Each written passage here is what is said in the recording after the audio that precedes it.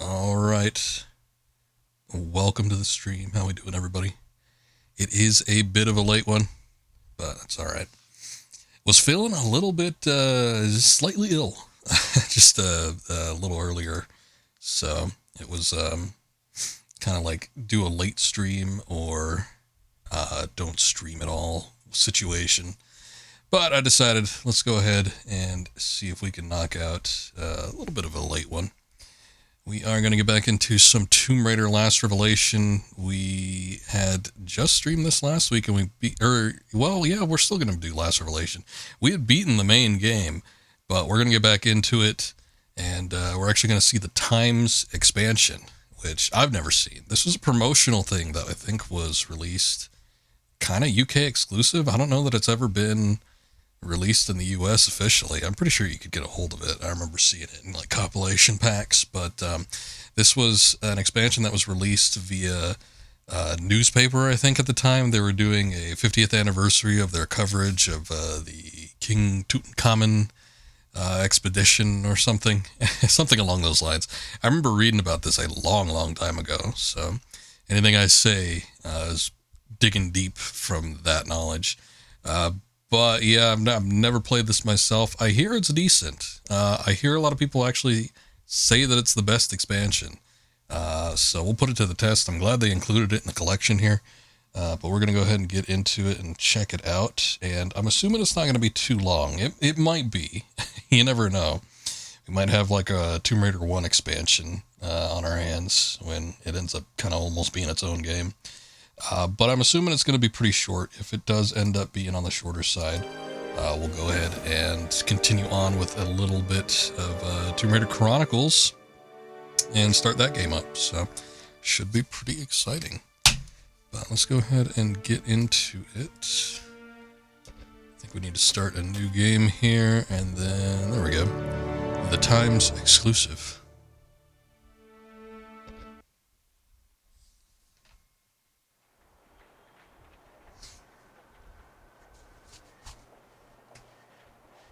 The initial discovery of Tutankhamun's tomb. And? This is Howard Carter's original exclusive. But yesterday morning, from our Egyptian correspondent, that looks like they took like a face from someone. Who's that in the back? What the hell's that? Is that like an actual sitcom or something? I stayed in bed for less. Our man stumbled across this new dig site. After we received the information, news reached us that he'd been found fever-ridden, hiding nearby, ranting about a new tomb. Now you're getting interesting. My attention is transfixed on that photo in the background. I don't think that's a real thing. Wait, you'll get nowhere without Carter's original information. He was the first to discover Tutankhamun's tomb and reported exclusively to us. His original chamber layouts and notes lie in the relevant issues in our archive room. Who's that guy? To the Tomb Raider. Just keep looking at the pictures in the background. And where are these? He was doing like a little magician trick or something. Like the one portrait that's just a face. I mean, you know, the artwork of like, I don't know, some judge or something from the 16th century, and not even maybe like 19th. But it's just one, and it's very much leaning into the red. Just a big red face. It is a nice photo. We'll see what it's looking like. I'm probably just gonna stick with Tomb Raider. I think there's enough content here for us here, but if you feel like doing something, let me know.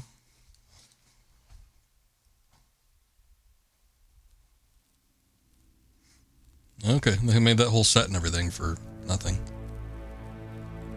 I guess it's just a nice little set piece. Wasn't that a boss in the original game?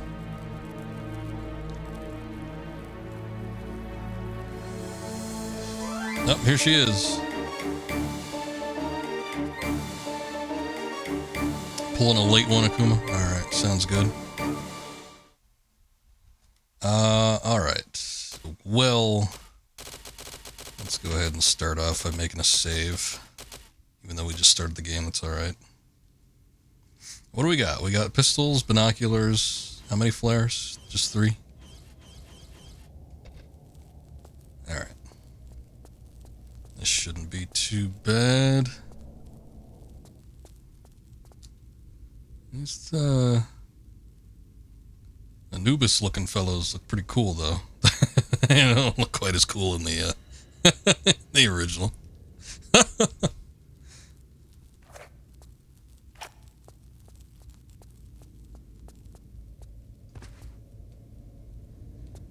Do a non-party for a good basketball game for your Pacers. I got you.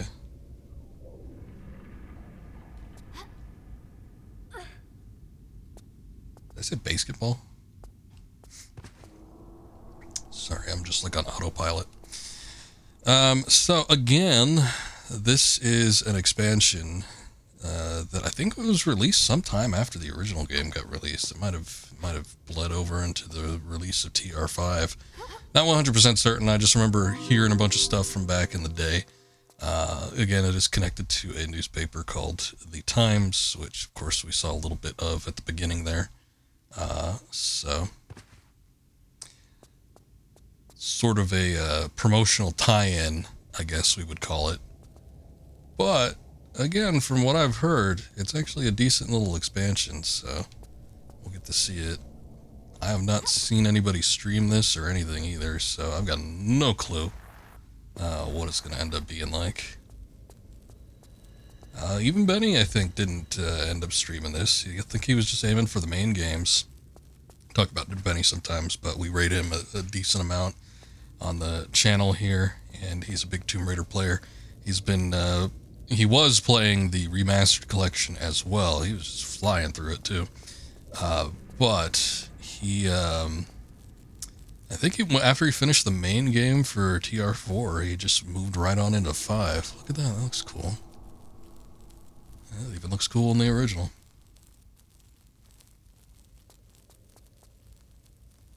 You got drinks, hookers, sugar, deep thinking from a book. Great Expectations with robot monkeys. Well, if that doesn't say party, I don't know what does.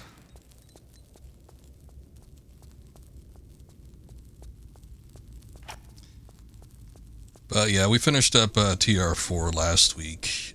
Good game. Obviously, I had my problems with it. I made those very clear as I was playing through the game. But one of my favorite things about it was the aesthetic of the game. I did enjoy, even though it was a game unlike the previous 3, where there were multiple locations and a wide variety of locales in terms of like biomes and visuals. The whole game was set in Egypt. So while they did a good job, I think, at creating variety, it still had those Egyptian overtones pretty much wherever you went.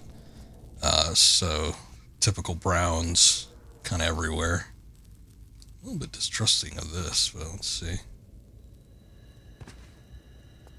And ancient Egyptian hieroglyphic artwork everywhere you go, but I did love the aesthetic of it. And I guess as a kid, I was always into the ancient Egyptian motif. But for whatever reason, even if it was just that, I still like the look of the game quite a bit.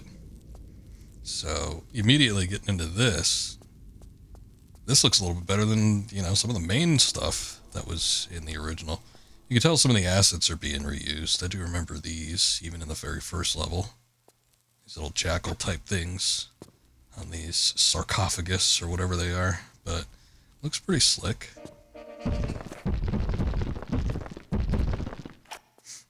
Okay, that's not what I was thinking was going to be coming down when it was making that noise. But fair enough. Giant spiked ball.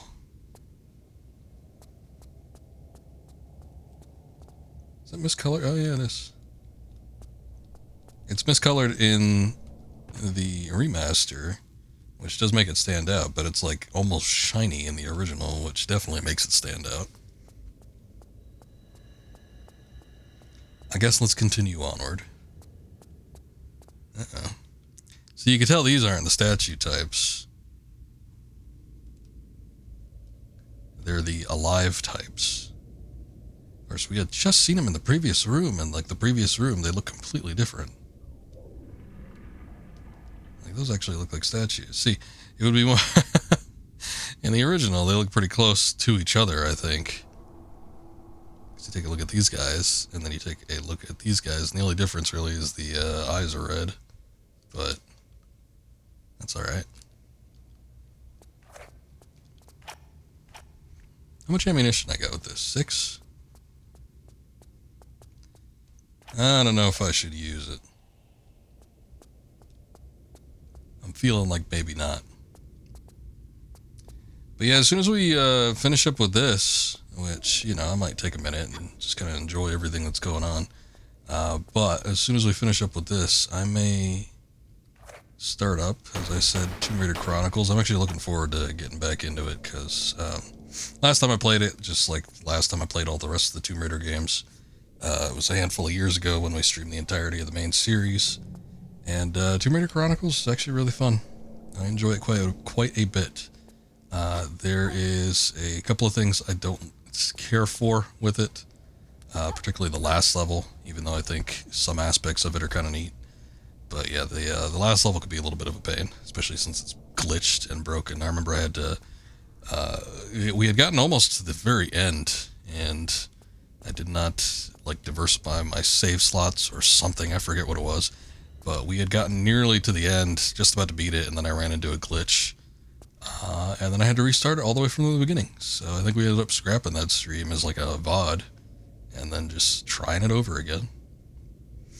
These lions were in the like catacomb section in the main game, and they had little gems in their mouths. You had to shoot the gems and they would do something, but I guess I'm not seeing gems to shoot in this regard. I'm not even sure if anything is breakable here. Kind of doesn't look like it. Big old statue of Horus.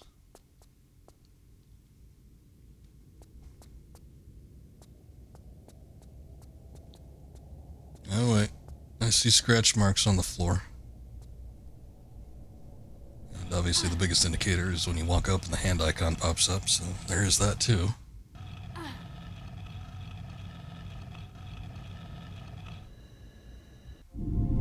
What do we got? Oh, see, that's why those bricks were discolored. They created a little, stool or something.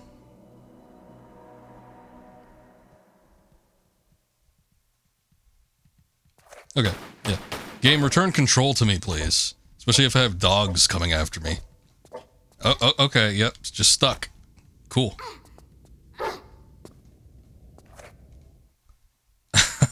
It's kind of stressing out there. Sure, let's use a small one.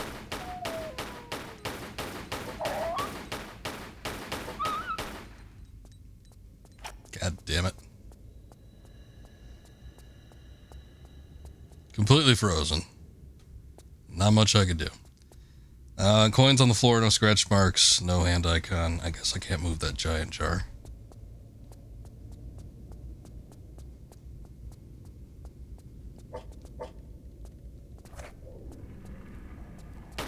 I mean, should I kill him? I guess.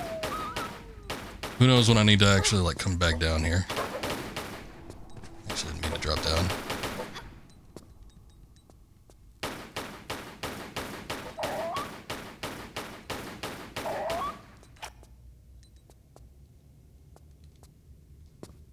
Nope. That wasn't right.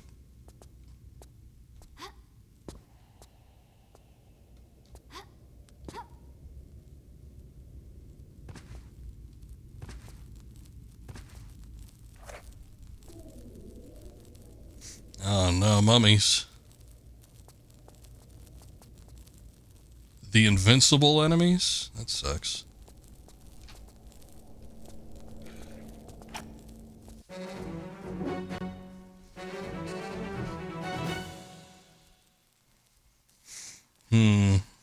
Yeah. He's just kind of sitting there. I'm assuming the ones behind me, yep, they got back up. I think even with the explosive ammunition, which I'm pretty sure we tried, you can't even kill them, so. The mummies are just eternal. I get the feeling like they probably aren't going to be able to drop down a ledge, so. Whoa, he's punching.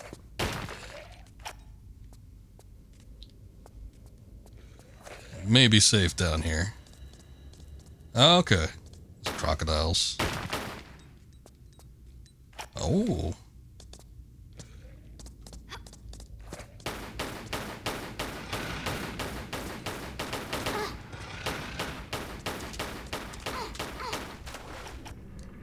Damn it.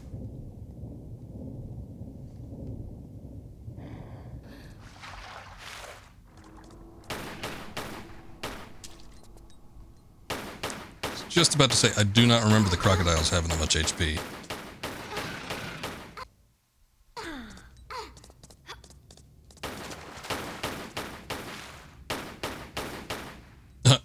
Whoa. He died in such a bad spot that it actually phased out the enemy. Like immediately. Didn't even give me an animation or anything.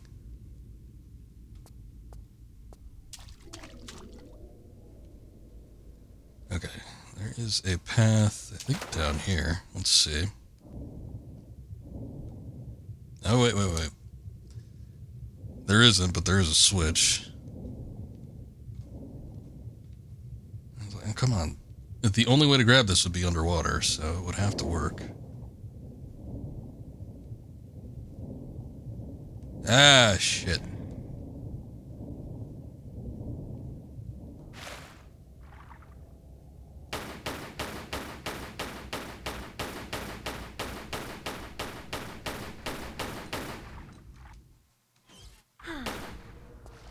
I keep getting stuck.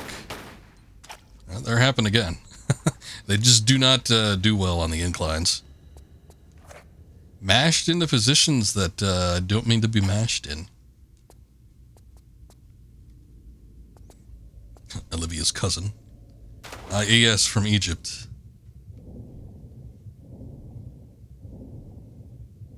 Family got very Americanized at some point. They had to use these boats. Oh, son of a bitch. All I want to do is just like look at the environments for a second. There's so many enemies. They had to use these boats in the intro screens, and I always thought they looked really good. They still look pretty decent in the original, but I always thought they looked really good in the intro screen. The intro for Last Revelation, they give like a little demo of sorts, which they don't with any of the other ones, but they kind of give like a camera flyby through a couple of... They're not even levels because they're not in the game, but they're just like these environments, and they look really good. And there were those giant ships, those giant boats, and I don't think you see those anywhere in the main game, so it's strictly something that's only, it's like an asset that's only in the little intro. So it's nice to actually see it in game, in person, as it were.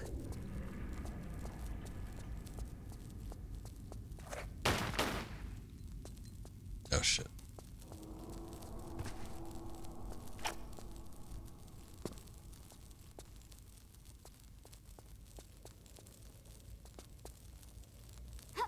Don't think they can climb up levels.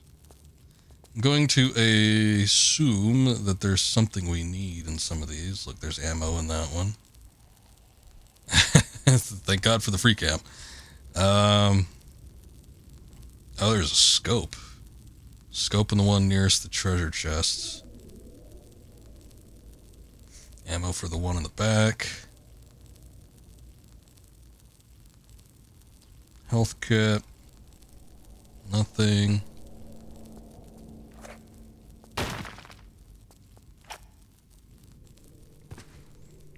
I don't know with these guys if they actually just like go away after a minute. This looks like a door. Or if they stick around.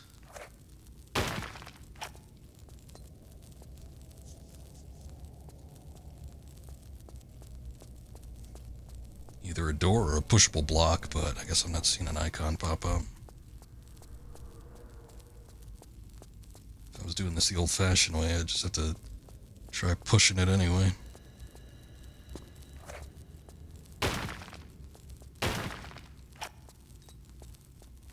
Oh, whoops. Not that one.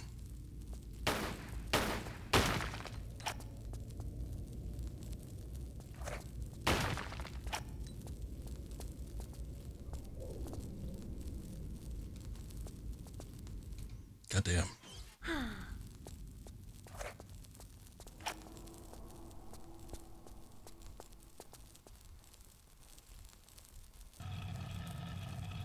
Okay.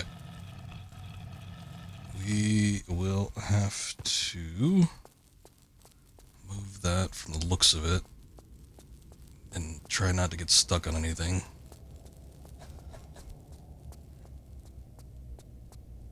Get back up here. Let's see.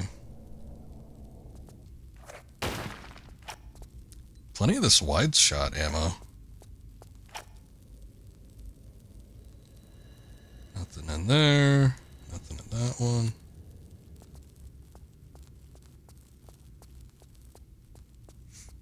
Man, these damn scarabs just follow you to the ends of the earth.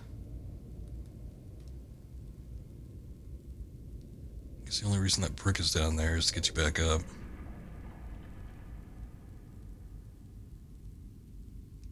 We have more of these lions, but once again, they don't have anything inside the mouths. Mummies on the other side? That's weird.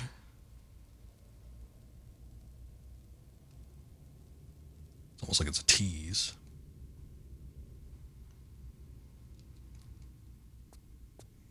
Okay.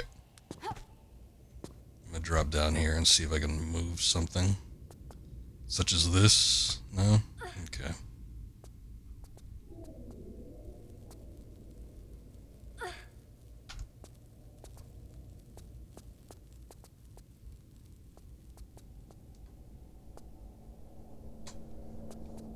Boy, that is a long jump if I need to make that. I was trying to see if there was anything. I don't think I... Yeah. It's too far.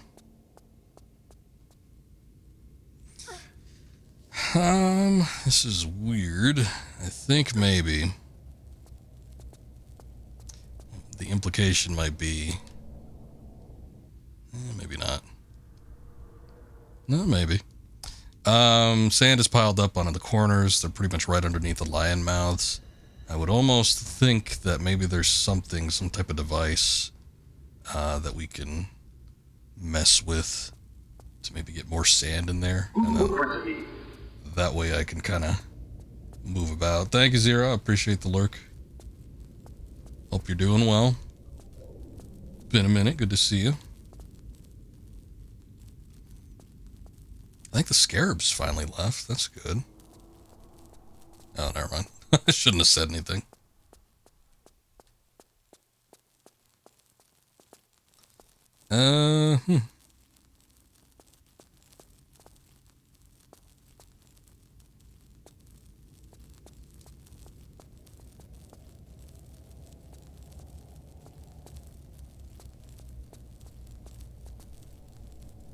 I'm not seeing anything to interact with. I do not want to bust open another jar needlessly either.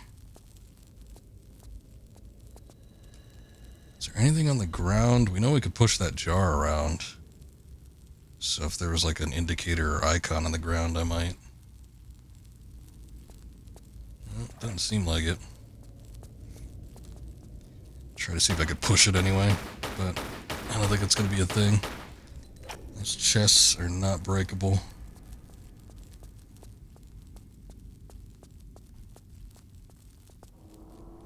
I was back here in the boat area, right?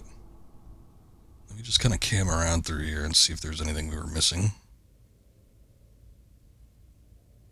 Wasn't too much going on underneath the water. I think the one switch down there was the one that got us up into the other area. Because it looked like there was a gate blocking it, so... Pretty sure that's what's happening there.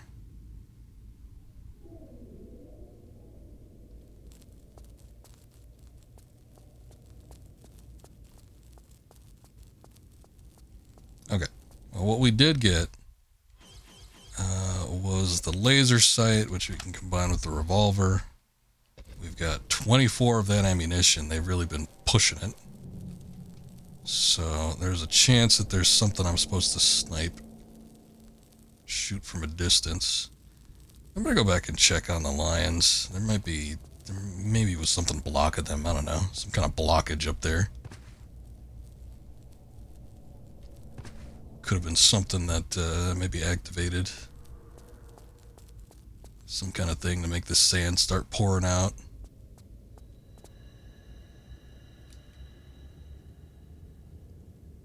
Maybe I just have to destroy the lion heads.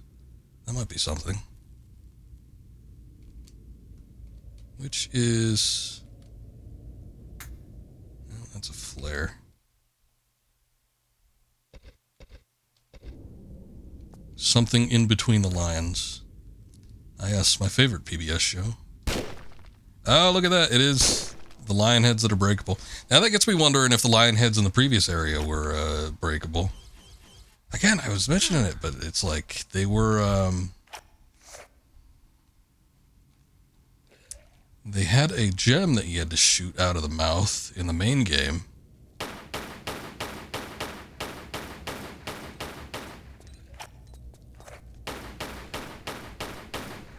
Thinking about all those weird PBS shows fairly recently.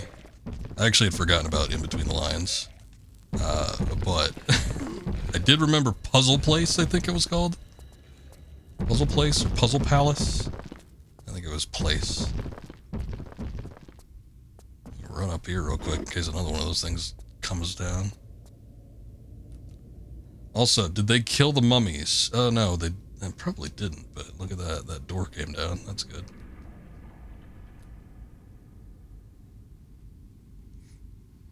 Oh, no, don't remind me of that. That's going to get stuck in my head.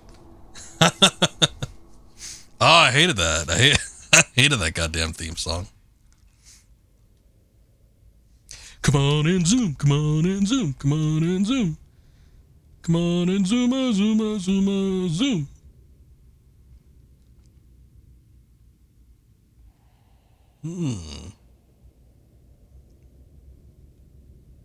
Texture work is actually a little bit better in the original, but the model obviously looks better in the remaster. Oh god, that horror statue looks awful. There's one I remember when I first, maybe not first got interested in drawing, but when I first started getting interested in like the fundamentals of drawing, there was a show, and I don't remember the name of it, but I remember the guy. In fact, I think I saw a YouTube video with him on it recently. And I'm like, oh yeah, I used to watch that guy's show. But he, if I remember right, he almost looked like Weird Al. He had like curly hair. I think he had glasses, like these big 80s glasses. Curly dark hair. He had like a button-down shirt. And I want to say it was like his show. And there was like little interstitial like parts to it. You know, like a lot of kids shows, like a Sesame Street will have like a lot of little gags and stuff that they flip between. But he was like the main part of the show, I think. And he would like draw. And I remember when I first started learning like basic fundamentals of like 3D shapes and stuff, it was mostly because of him. No, it wasn't Bob Ross. Because it wasn't painting, it was actually drawing, and he'd draw like cartoon caricatures and stuff, which I thought was neat. I did watch a little bit of Bob Ross though, because my grandmother watched Bob Ross, and I remember even like painting along with Bob Ross once at a young age. Shit.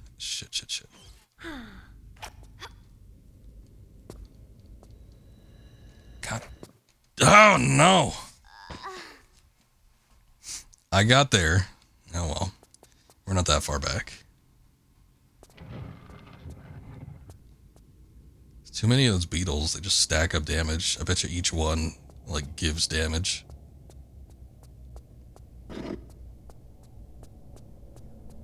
I don't remember what it was or who or what the guy's name was or anything like that. I just remember it was on PBS. And, I remember, like, he would teach basic fundamentals of, like, drawing figures and stuff. And he would do little cartoon caricatures. And I remember learning, like, basic 3D shapes and stuff from what he would draw. And he would do, like, pen on paper drawing. So it wasn't like watercolor painting or anything like that.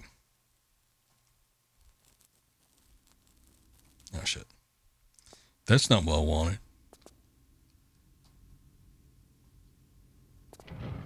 Actually, just in case I screw up. Let's go ahead and make a hard save. No, because I didn't grow up. God damn, this place is dark. I didn't grow up with cable. We weren't the richest family, and cable was definitely like an amenity that we didn't have access to until I was probably into my teens. So most of the cool stuff, quote unquote, that people would like on cable and like a old like 90s Nick and stuff like that, all that I missed. Man, they really tore into me that time. Jesus. But yeah, I missed out on all that. I didn't get cable until like the early mid 2000s. I think SpongeBob was already running for a few years. That started in 1999, I think. I had missed all of the cartoons and stuff that I loved. The Cartoon Network, I had liked so many like 90s era Cartoon Network shows. And I had a family member that would like dog sit or house sit for people, and usually those people would end up having cable. So every time that they would go do that, they'd always take a blank tape with them and just pop it in and record whatever the hell was on Cartoon Network. Just like for however long the tape would run for, 8 hours, something like that. So I'd always get it back, and then I'd watch whatever was on that 8 hours of tape.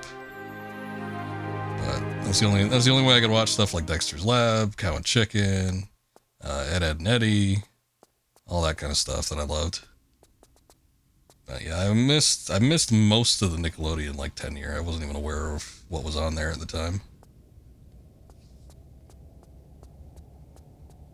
That looks like the level end. It seemed like there was more going on here, but I had just noticed the door. So like what was even back here? It looked like there was more paths. Maybe not. No, I guess they're two dead ends. Okay, so we did go the way I needed to go, and it doesn't look like there's any alternatives either.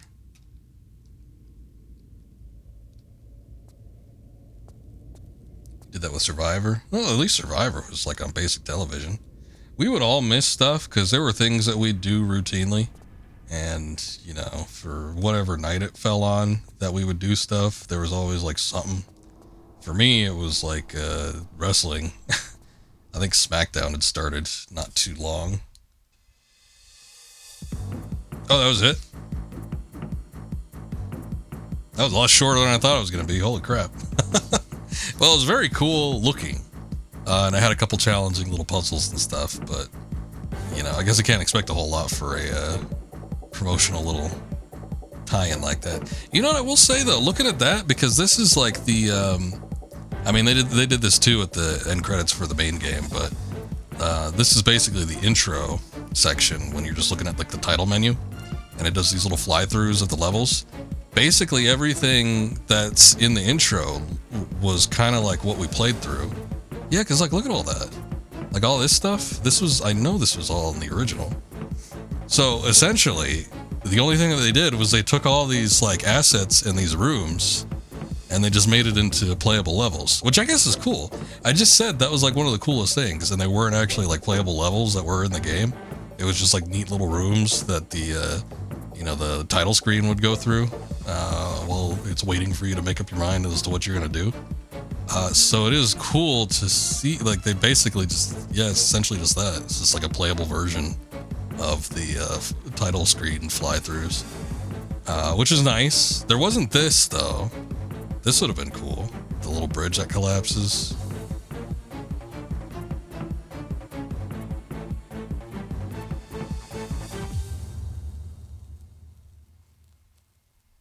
Watch, it might show the boats I was talking about. I mean, again, this apparently was a little tie-in. Yeah, see here are the boats. This is a little tie-in for a newspaper that were promoting it's either they were promoting themselves, they were promoting some kind of article they were doing on the anniversary of something regarding King Tutankhamun, and I'm sure the excavation of the tomb. So, yeah, and it was free. It's not like people had to pay for it, I don't think, anyway. So nothing too extreme. I wasn't really expecting a whole lot. It was very short, but at least it looked nice. And there was a decent amount of like little puzzles and stuff, so that's cool.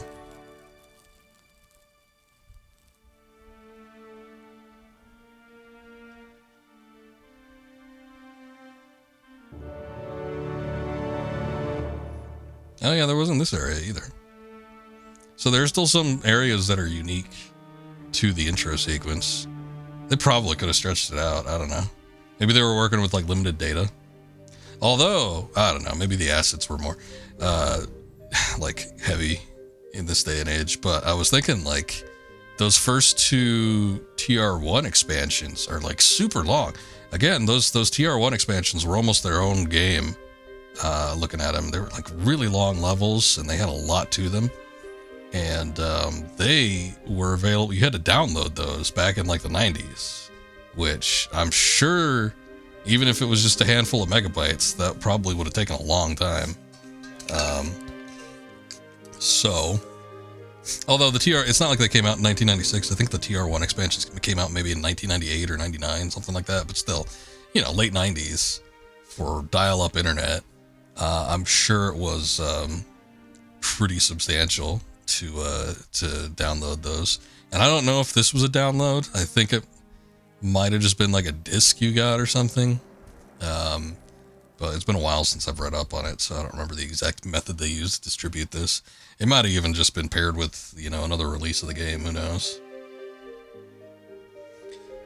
I think there are tomb spirits that know of Lara and want her to get the treasure. Like they half-ass it and are actually glad that whatever they're protecting is gone now. Maybe. They've just been there for millennia. Tied to whatever it is that she's taken, and like, oh, thank God somebody finally in here to take this piece of shit. It's possible. Although the few times that we run into like spirits and stuff in the game, they seem awfully vengeful. So I don't know. Maybe. But on the other hand, maybe not. All right, give me a sec to check on something.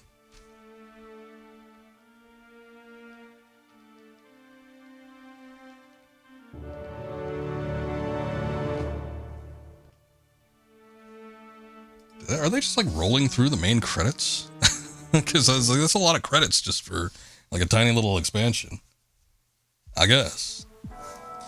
Okay, so here we go. Tomb Raider Chronicles. As we saw with the previous game, it obviously ended on a bit of a cliffhanger. Lara was just coming out of the tomb,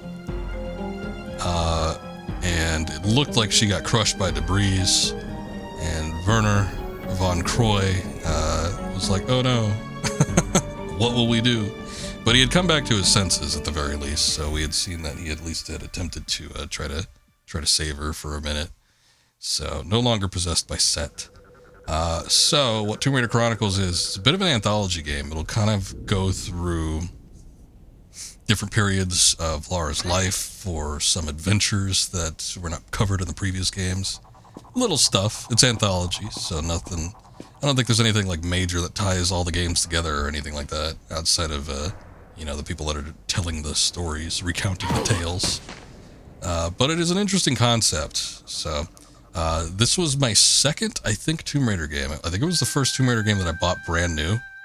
And I still, part of it might be nostalgia why I like this game quite a bit. Because this one is usually pretty shunned in the Tomb Raider community from what I've seen. It's not a huge amount of positive reception. Although, I will say that it's since I've streamed this the first time around, and a couple people have come in and asking about Chronicles while we've been starting the Remastered collection here. It does seem like there's a number of people that do kind of view it favorably. I liked it, especially compared to 4, just taking a look at it again. because it kind of goes back to a classic Tomb Raider format, even if the storytelling isn't exactly, you know, just unified as other Tomb Raider games. Man, that guy's dumb. How did he not notice her? It's like with the level design and format and like the puzzles and everything, it just kind of brings it back, I feel, to a more classic Tomb Raider, and doesn't try to do anything too crazy. But I bet you there's a number of people out there that were disappointed that they didn't expand from what they were trying to do with 4, and thought that this was a bit of a step backwards, I guess. But I felt like it was a step back on track as opposed to like going back. But you never know. Zero Shadow, welcome in. Thank you for the lurk earlier. Hope you're doing all right. But yeah, let's go ahead and get started. Kick things off here.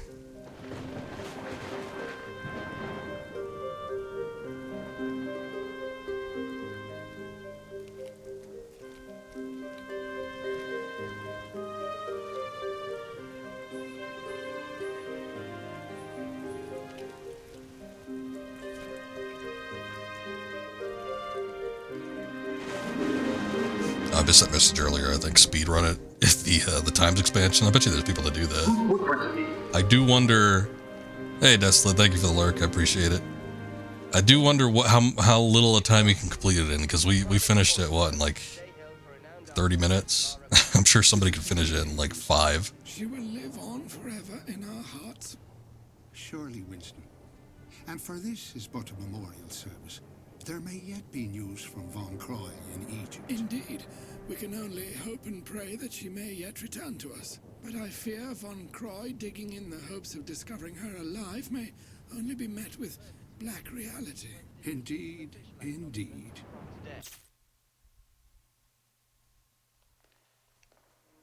So Richie has a TV in the car.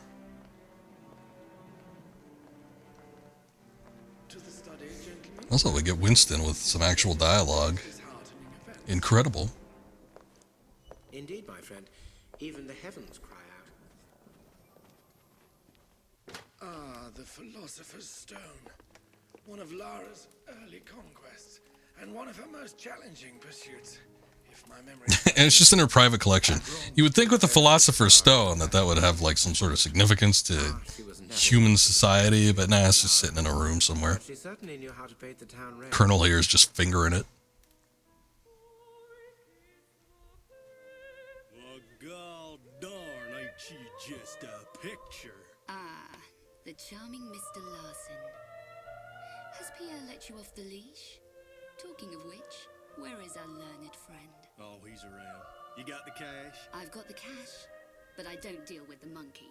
Well, now that ain't polite for a lady. Even if the monkey has the Mercury Stone. Lucky I'm in a generous mood. Ah, crawled out from under your rock, I see. No need for unpleasantries, Miss Croft. I'm afraid I must, once again, relieve you of your burden. Easy come, easy go.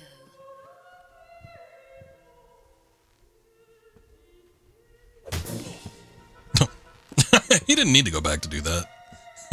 He felt the need, though.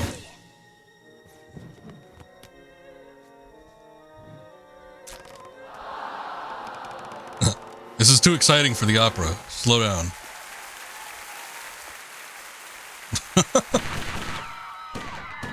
It ain't over till the fat lady sings. Good one, Larson.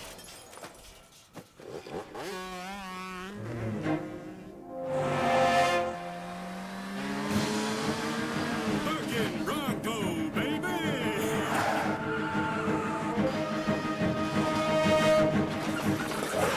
We ain't gonna make that gap, boss. We'll make it. Ain't gonna. We'll make it. What did I tell you? Mon Dieu! The dynamic duo. It's nice to see them back, Pierre and Larson, in a ways. You didn't get the impression necessarily that they were like a team. Let me switch back to the original. Oh shit. Damn it.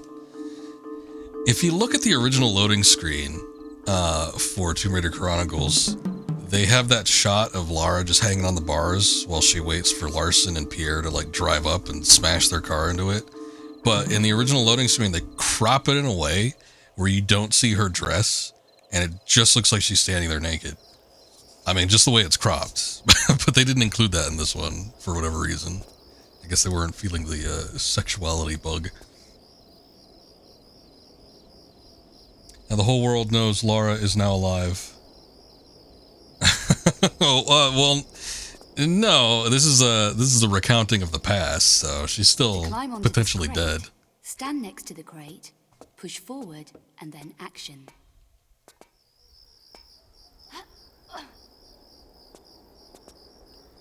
The Philosopher's Stone was one of her early conquests. To leap this short distance, You would get the impression that this happened before the first Tomb Raider. It always seemed to me like she was meeting Larson for the first time in the original Tomb Raider. So I found it odd that, you know, they would, the history of Tomb Raider isn't anything too sacred, I don't think, especially at this point in time. So I don't think it was a major issue if it indeed was a retcon. I would need to go back and see like the original dialogue to see if it even disrupts anything. Walk to the edge, then tap back once. Now press forward and jump together. When in mid-air, hold action to grab onto the ledge. But anyway, yeah, I guess she had encounters with Larson and Pierre prior to the events of TR1. To perform a sideways somersault, press left and jump. This was in the original game, which I thought having an optional but integrated tutorial was a nice option. Because I didn't like in TR4 that the tutorial was forced upon you. There was only a handful of mechanics, and it was probably good for me because, you know, I sort of learned how to operate the most basic of the mechanics in the game. And even that, there was like a lot of stuff that had kind of escaped me. So it was probably a good thing to have the integrated and forced tutorial in TR4. This one, it gives you the option to do it, and you don't need to. You can just walk in here if you want. But, you know, it's still integrated into the game and not like a menu option. Which I think having it as a menu option means a lot of people are just going to skip over it. Like, there's so many people that don't do the Croft Manor portion of the game. I didn't even do it on stream. I didn't feel a need to. We might have taken a look at it once when I did the first Remastered collection, or maybe even the first time I played TR2, just to freeze Winston. But outside of that, you know, I wasn't looking at the mechanics of it or anything like that. And they're always interesting levels. I mean, you know, they got the entirety of Croft Manor in there. You can operate vehicles, and, you know, if the game contains that. And you can do a number of things. It's sort of interesting. But, yeah, just, like, having it completely separated from the actual game. When you, like, start a new game, I think a lot of people just end up skipping the tutorial and don't even worry about it. To swim, jump into the water. And it is a good idea, especially as much as I see people play these games and struggle with the mechanics and not know how to do the jumps, not even necessarily efficiently, but proficiently. And there's a reliable way to do it. A lot of people I see play this game, you know, they don't recognize that it's a grid-based movement. They don't recognize that there are tried and true ways to do long jumps, and they're just kind of like eyeballing it and then complaining about it after the fact. And it's like, well, I mean, there is a tutorial there. If you did the tutorial, you might be able to kind of like brush up and see what you need to do in order to actually get these jumps push in the opposite direction to correct. Completed regularly. So this is the first brand new, I think, mechanic that we've seen so far, is the tightrope walking. I don't remember that TR5 actually has too many new mechanics in it. I think they ditched, there should still be a sprint. I think they ditched the, what is it, the rope swinging? Hopefully they did. There still might be a rope swinging in the very last level of this game, but God, I don't remember. I'm hoping that it's gone completely though. They had only used it a handful of times in TR4, but like 2 of those, maybe like 3 instances that they make you do it were such a pain in the ass. I absolutely hated it. So we'll see. If they do have rope swinging in this game, hopefully they implemented it a little bit better.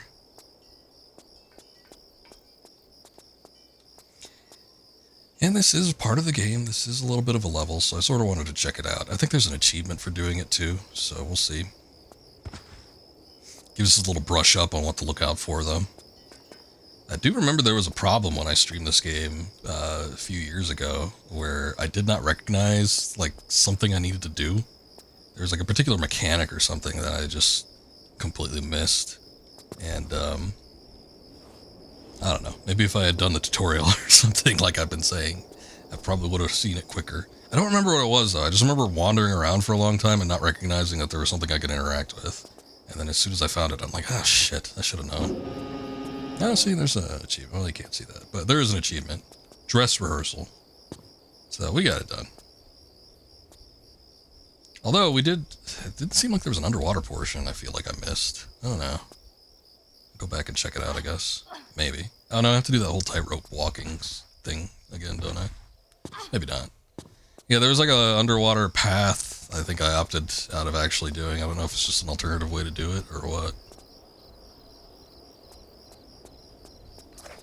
But anyway, here we are, Rome. I actually like this level. This one harkens back, and it kind of expands itself a little bit later, but this harkens back to some classic Tomb Raider levels. In some ways, it does kind of remind me of spots like Alexandria, although a lot more confined from TR4. Oh boy. Dobermans. Are there Dobermans in the previous game? Oh yeah, they must have been in TR2. I was like, this shouldn't be a new model.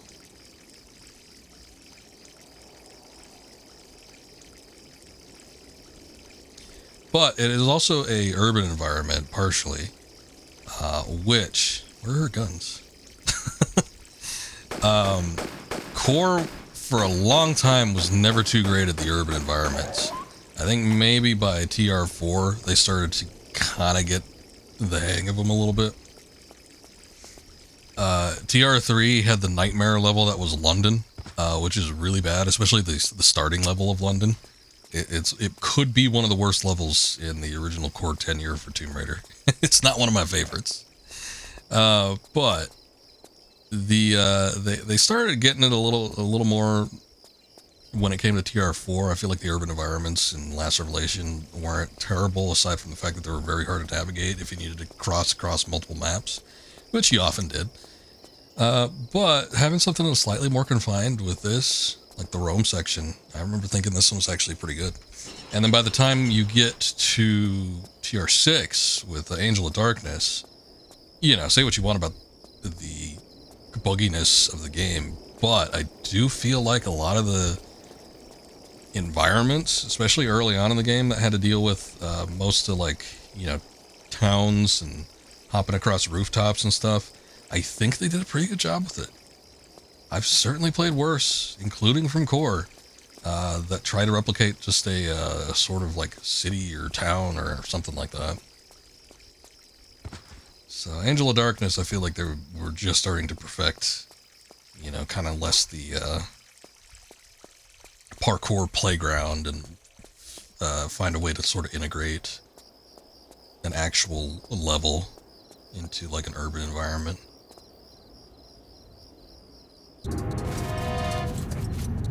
Oh no, bats. It's not just one bat, it's this whole swarm of bats. I don't know if they go away after a while or what.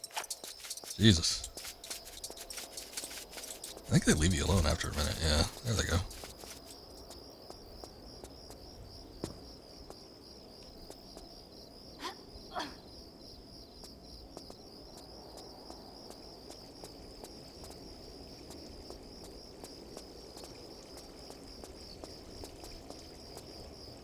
What is that, an ice bucket?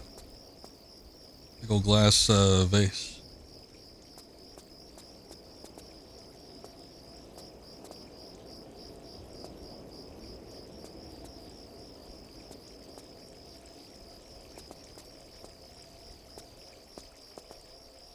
Some neat little spots.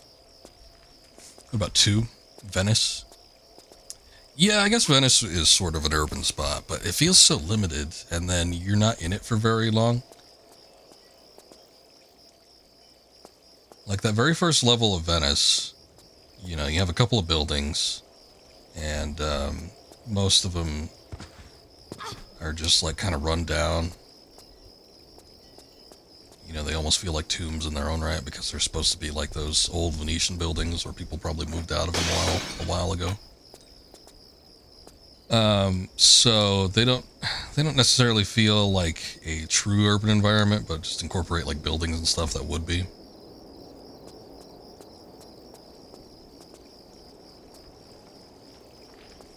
And then by the time you finish up with the first couples of those, I mean, you're already getting into, trying to think what the hell was even after Venice. Like the ship sections and all that.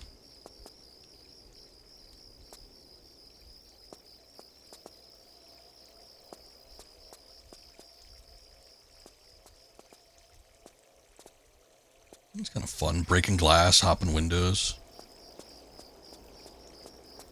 Found a key. Big ass key. They're just making all the objects like super large, I think, from here on out, because there's that like huge complaints that first collection where a lot of the objects were way too small to actually see. They had the objects for keys, and they made the key look like the actual size of a key compared to Lara, which, you know, as much screen region as she takes up, it ain't that much comparatively. So it's like you put like a live key in front of her, and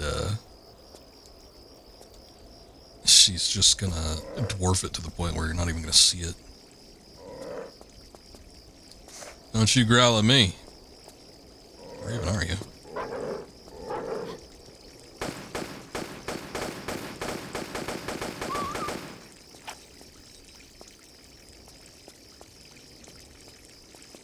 Pretty sure we got everything that we needed up there. Might have been an extra or something that I missed, but that's okay. Ooh. Creaky door sound effect number 1. Hey, there's Larson. What's he looking like? Did they give him the same model from, oh, look at that. He actually took a gunshot. They might have given him a little bit more of a 5 o'clock shadow, which I think is weird because this probably technically should be like a younger version.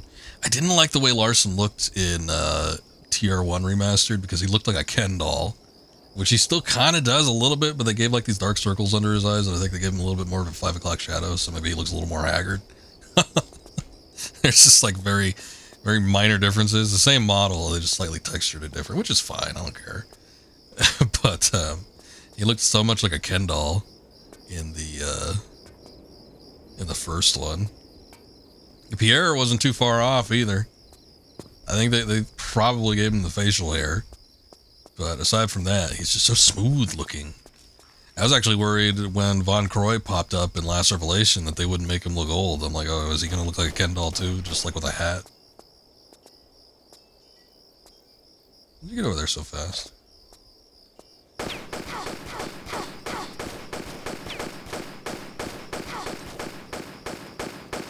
Need you to leave, sir. There you go.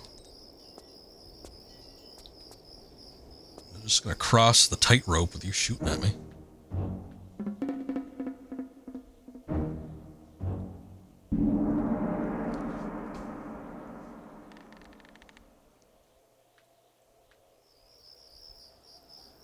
Is that an item down there? Damn it, it's a small health kit.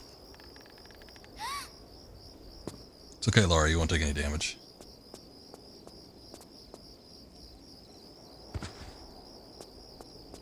It's too low.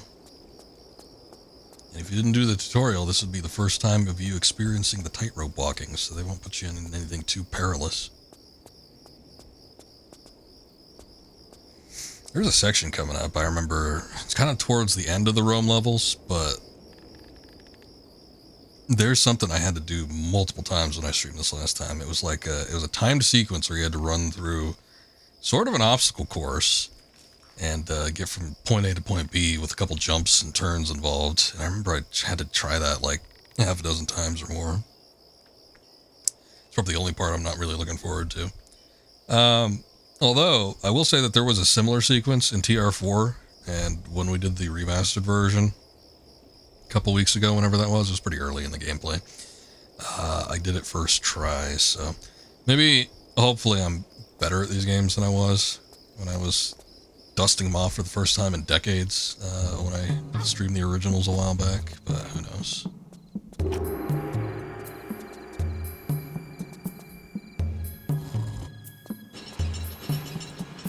That just takes us back to the little market area.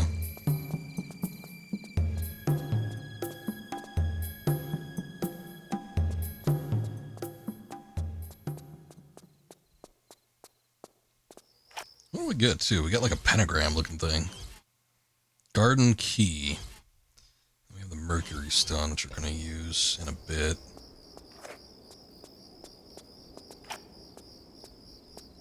Okay. Here's one of those slots.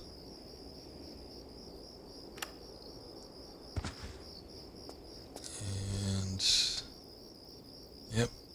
Have to find another one that looks exactly the same. At least from what the imprint is looking like.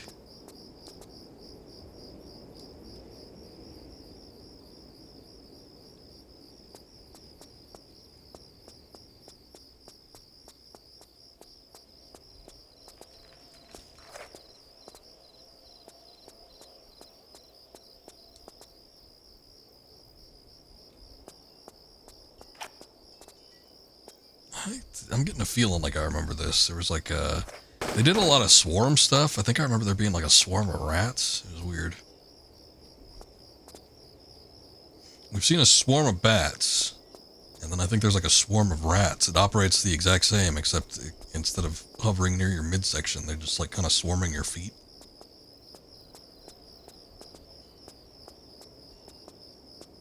What's this? Nothing? A door.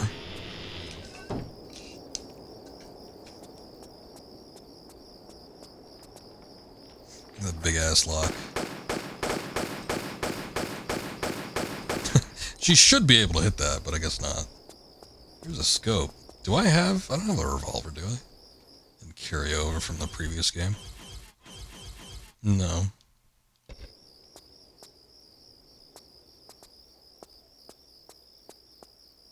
Alright, well, there's got to be a revolver around here somewhere. Oh, look, just lying on the floor. Okay, cool. I remember there was a part where there was like a little bit of a tomb-looking thing. I thought it maybe was going to be in there and it'd be like on a pedestal or something, but no, I guess somebody just dropped their revolver. That's fine. There we go.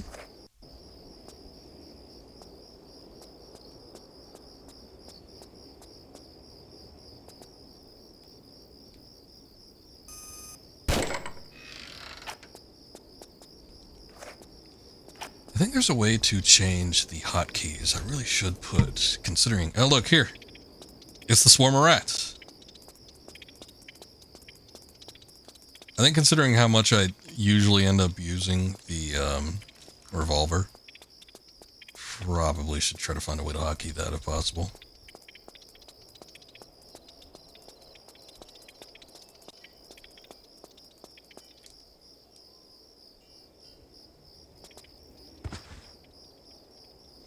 I can still hear them. Are they following me?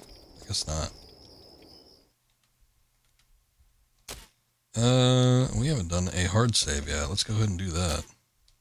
Oh yeah, the secrets in this game. There were secrets in the first levels of, I think they look at a tutorial level of Tomb Raider Last Revelation where there were golden skulls. But in this one, they're golden roses. Sort of harkens back. I think maybe it's sort of like TR2. It might harken back to TR2 though, where if you get all of them, you end up getting like a slew of items at the end. I forget, but might be something like that. Slide to run. It's weird. Okay, shortcuts. Let's see. Revolver, Desert Eagle. Oh, hey, this one actually does have a hotkey for it. Select and square. Which I don't think that was the case in TR4. I think that was for something else. Okay, that's good to know.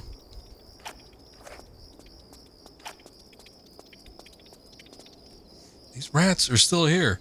I wanted to see if there was something. I thought there was something I could. Oh, maybe not.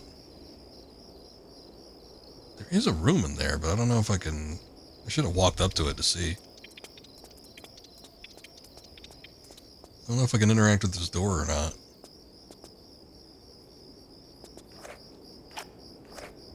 Like, there's no lock, so. Oh, okay. There are shelves in there, which the shelves sometimes have items. As illogical as it might seem, I think maybe, if anything, that might end up being a door that unlocks somewhere else, or it's literally just there for display and serves no other purpose. Oh well. I guess we'll see.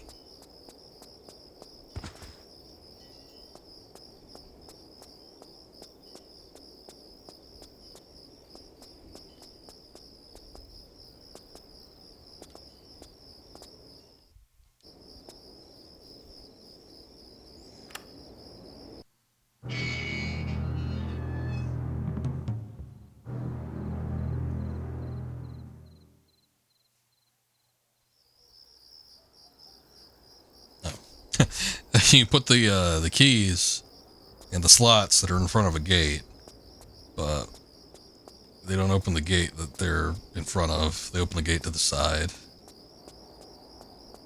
I guess it makes sense.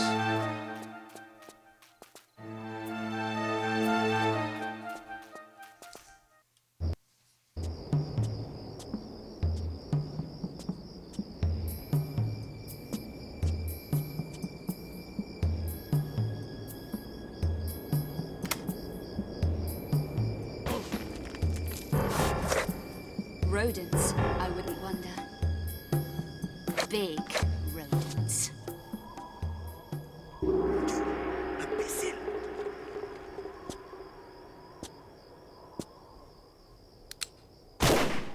What? Idiot! Idiot! What does the cowboy hope to achieve with this mindless firing? Ain't mindless. Ain't we trying to kill her anymore then? Their You mouths were move. kicked in the head by a horse, Oh, they did. So the brain doesn't work correctly? How'd you know about that? Never mind. Never mind. We wait until she collects the other pieces. In this fashion, we have the full price at no extra effort. You is one clever cookie, boss. Comparatively, yes. Come, let's get off this roof. And I will buy you a milkshake. Okay, yep. There they go.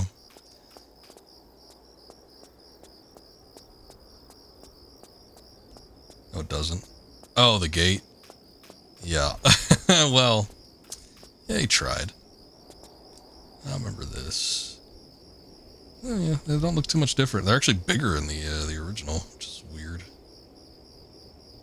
I think they'd want to make them as big, maybe even bigger, up the scare factor. Guess not. You is one clever cookie, boss. Pierre is similarly to Larson. He looks like the texture. They might have done something with the texture there. He's got a little bit more shading around the eyes. Looks a little bit more haggard, which again is kind of weird considering that this should be a prequel to TR1. So you would think they'd look a little fresher, but oh well.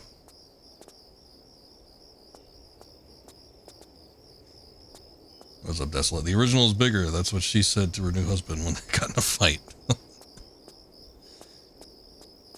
I'm sure somebody will be saving that one in the reserve. Ah, here we go. Another path.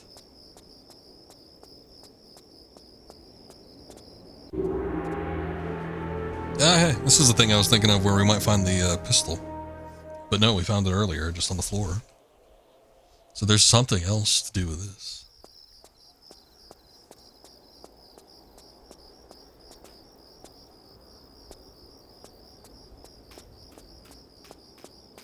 Also, you might know how they changed Pierre's jacket as well. This is the one where he had the eagle, which is what I thought they would just put in the original. When they remastered the original TR1. I figured they would just do the American Eagle jacket, but no, they did the girl, but they didn't do the bare breasts, which was unfortunate, but you know. I guess what can you expect? There's something in there. Oh, another laser sight in case you missed the first one, I guess. A little bit of ammo. I actually edited, I don't forget if I talked about this, but I actually edited the texture. Somebody posted the texture, they ripped it from the game for the, oh shit. Oh, son of a bitch. I didn't know there was going to be a drop there. What would be the most recent? I guess this one.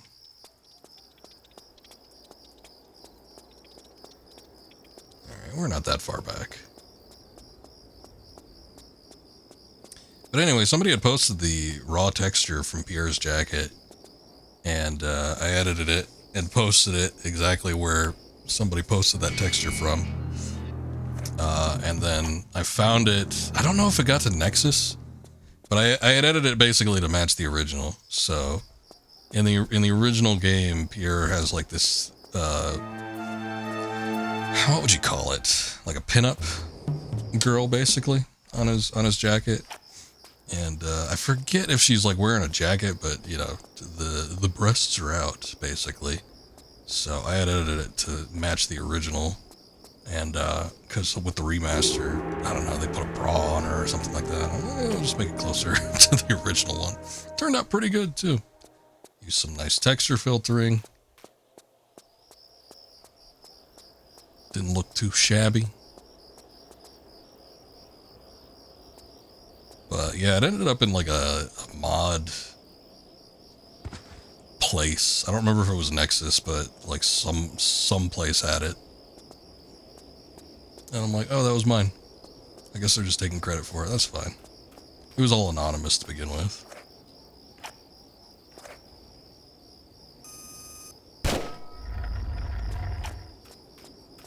Alright.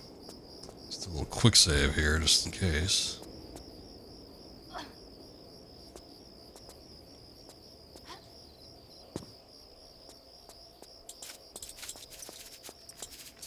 Oh no, more bats.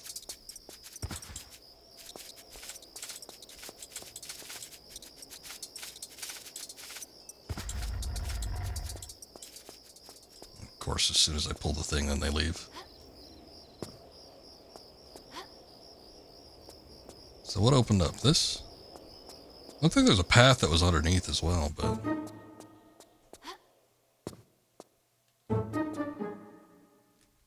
maybe this has something to do with it.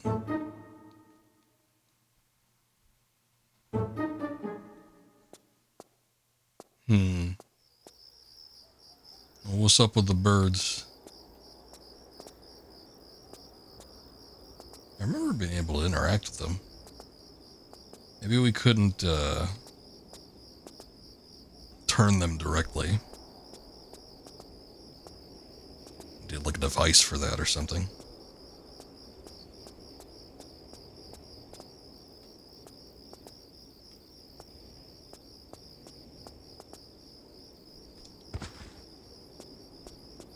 More locked doors.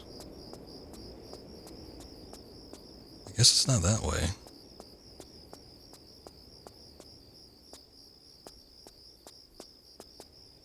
Ah. There's a switch here.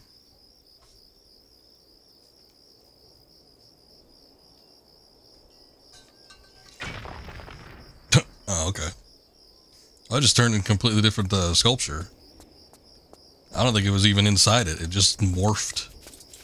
Maybe this is the true power of the Philosopher's Stone. Son of a bitch, these stupid bats.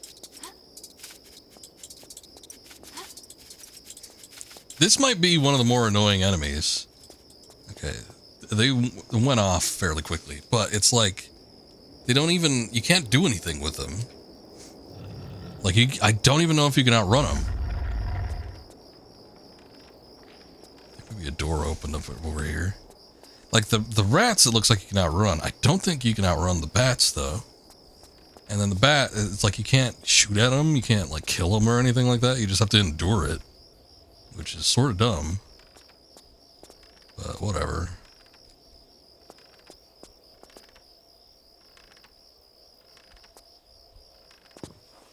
Can she fit through this? I don't know if she can. I don't know if she could take damage from this, though, so at least I could go all the way to the end and then, like, turn around.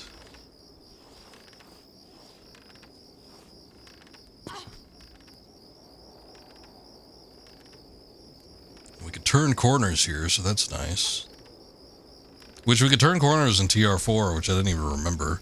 There was that one secret that was at the very beginning of Alexandria after you got off the train. And it's like you had to turn the corner in order to drop onto the switch there. And I was like, I didn't even know you could do that. I just don't remember that being the case. Maybe I just never got that secret. That could have been it.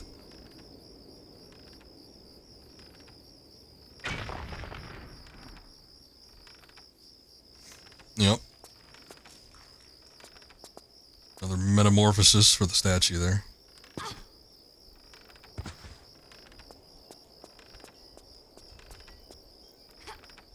Oh, wait, was that the direction it was facing? Oh, yeah, it was. Oh. Yeah, I think that was more of a shading choice, that it has like this sort of blue-purple on it. It's so much more prominent in the remaster, though.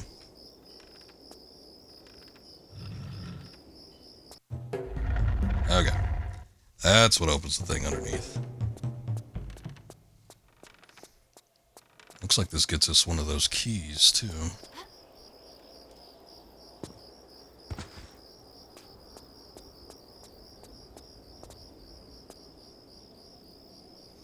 I don't have any other stones either, so you would think, yeah, it's just the symbol. I don't know if there's a stone that's supposed to go in it, like we had the Mercury stone or what. Wait, anything up here? Decent amount of space. I guess it's just for the door.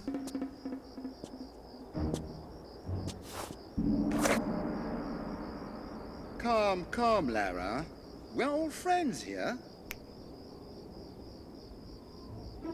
Begging your pardon, ma'am, but if you'd like to put them pea shooters away.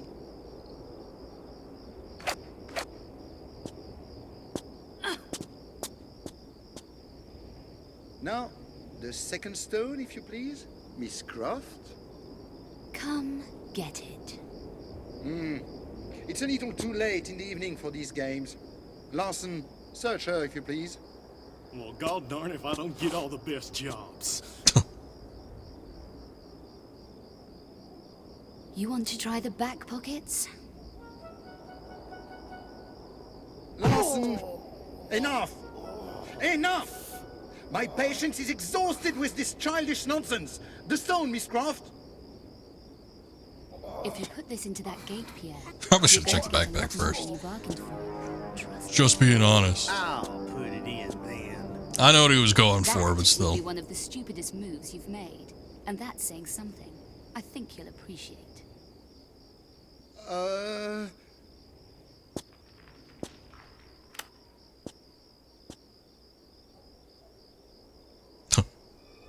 A nice try as always, Miss Croft. Wait for it.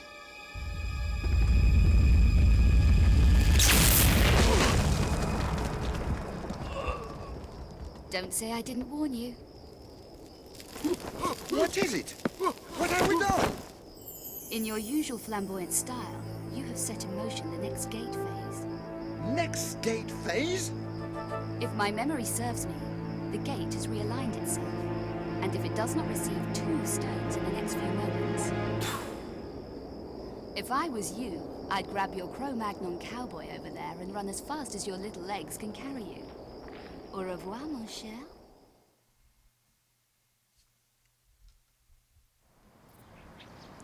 Damn it, there's no way to switch to the original loading screen while it's loading up.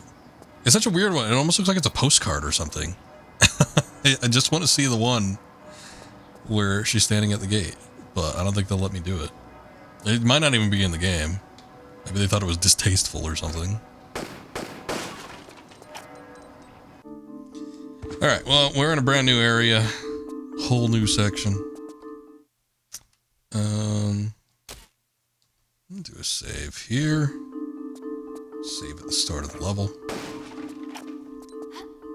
Man, they just love giving these scopes to me. I don't even know if there's like multiple weapons that we can use it with. I don't think so. No.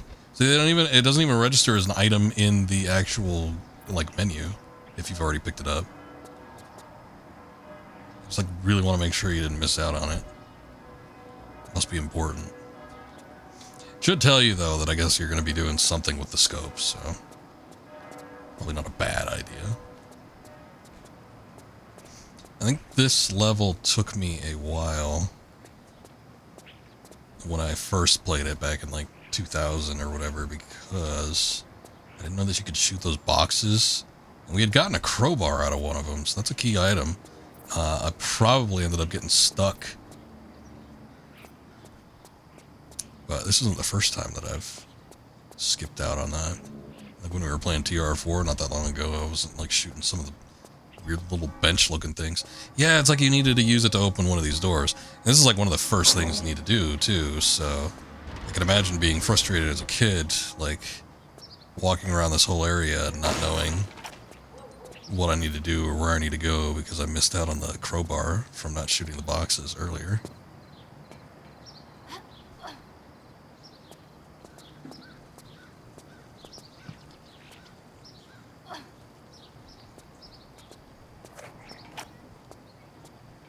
Anyway, hold up here.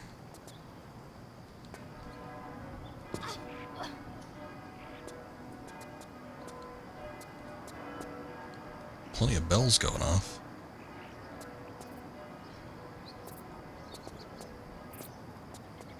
Nope, not that.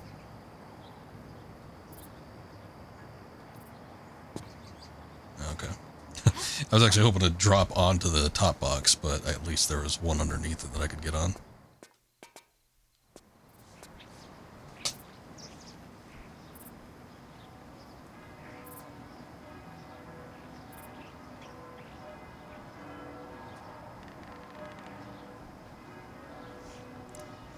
I know it's a new mechanic, but boy, it cuts the pacing down by quite a bit. It's kind of lame. Doing these tightrope walks. Not terribly engaging either. It's just like every once in a while, it's like, oh, she's gonna slip. You just got to push a button.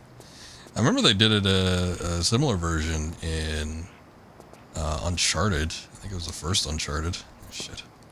Yeah, I thought that might happen. Where you had to do the little tightrope walk, and they had tied it to the 6-axis. You had to kind of like tilt the controller back and forth.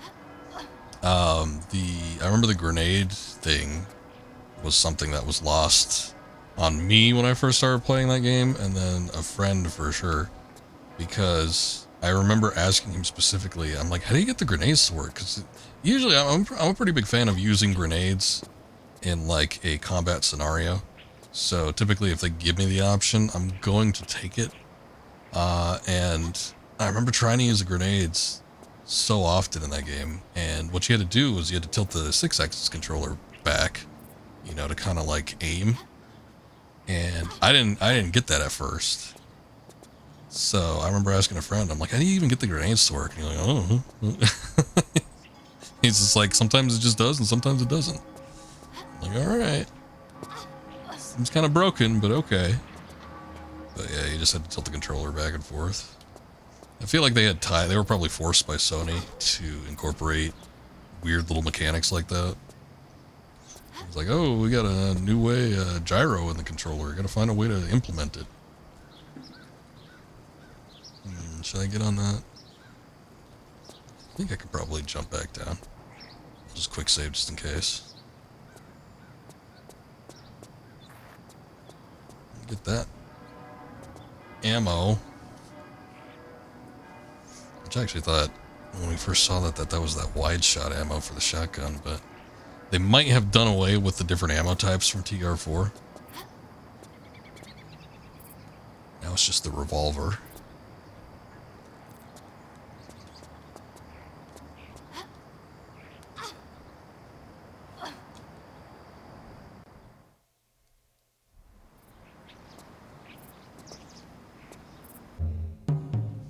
Try to incorporate the handstand at least like once every time I stream these games.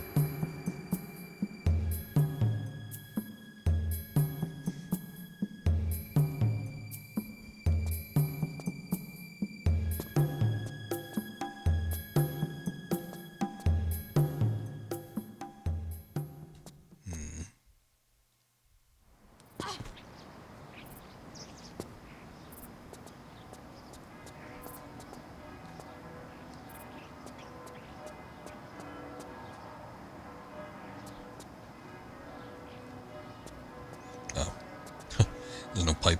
I was like, can you climb on the pipes? It almost seems like something you should be able to do. But it's not in the original. It's just a little detail that they added. This, I remember this section was where I was like confused by something or missed something. Simple. Oh shit, you know what? It could have been that. Let me see. It might have been that. A lot of times in the original games in particular, they're a little bit easier to identify in the remaster here, but there are a number of times where I've not seen like a ladder or a climbable spot and just completely missed it. Just because like in the original games, they weren't modeled out like a 3D model. Like with this, you could tell, okay, that's a ladder. But you look at the texture, it kind of just looks like, I don't know, a slightly different pattern of bricks. So it might have been that. So I guess it wasn't a new mechanic at all, but I think it was just like me not registering that. Oh yeah, that's something you can climb up.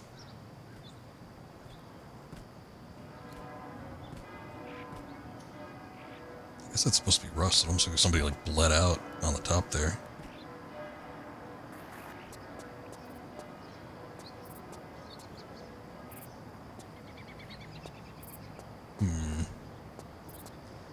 Almost seems too far. There's that, but that, oh, that almost seems too far too.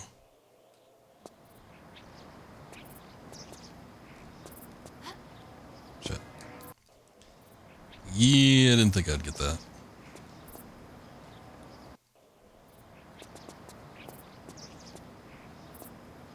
Alright. Maybe there's another way.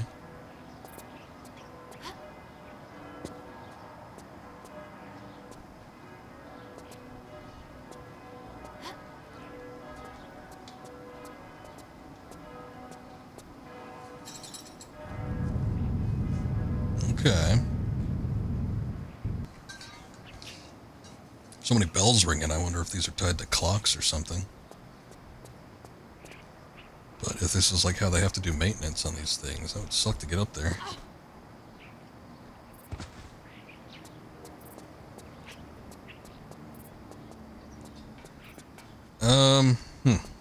We got a gear down. Can I drop down in there?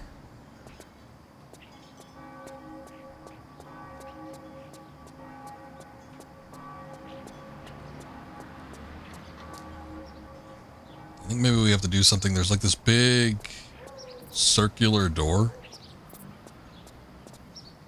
So maybe something with the gears is tied to that.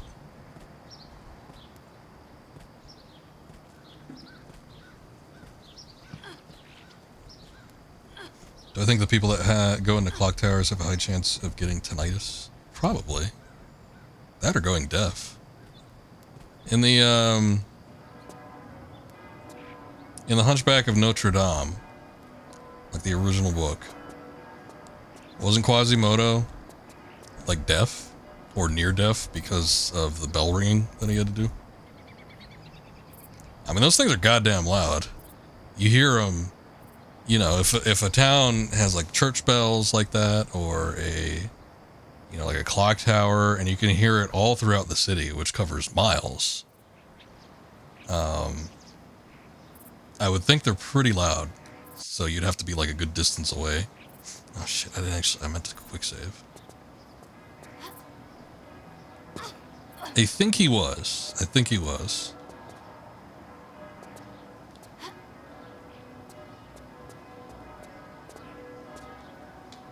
The book also very different from the Disney movie.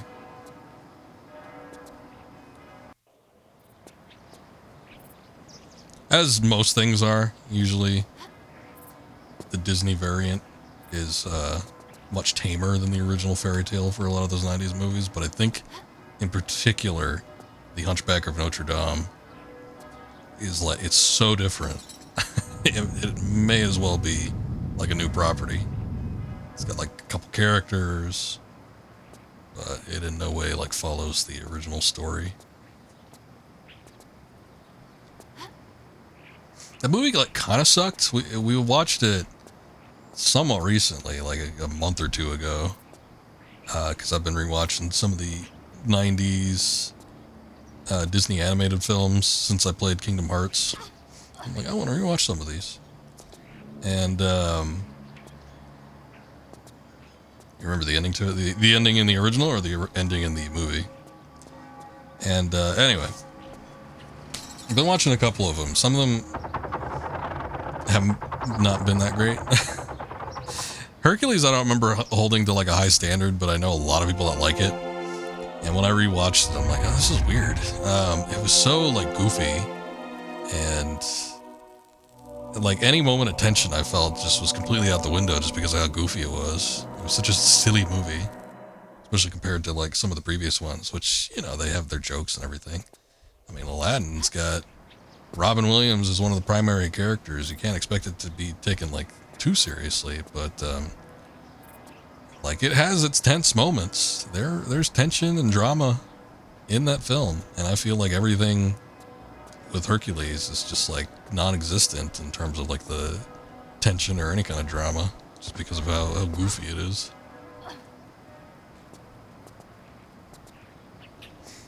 Oh, you remember? Yeah, the ending of the book. Yeah, the ending of the book is a little. It's like one of them primary moments where it's a lot different than the film adaptation, or at least the Disney film adaptation. Little Mermaid was kind of the same way.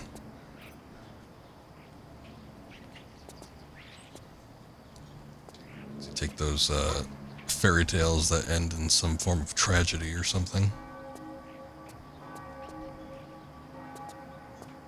But I did Hunchback, and it was, I don't know, I remember visually that movie, but I didn't remember like anything that they had done story-wise, and I could see why I would have remembered it visually.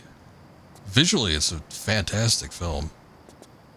I don't know, I love like there's a lot of warm, kind of sunsetty color palette to the film, which I think always kind of attracts me.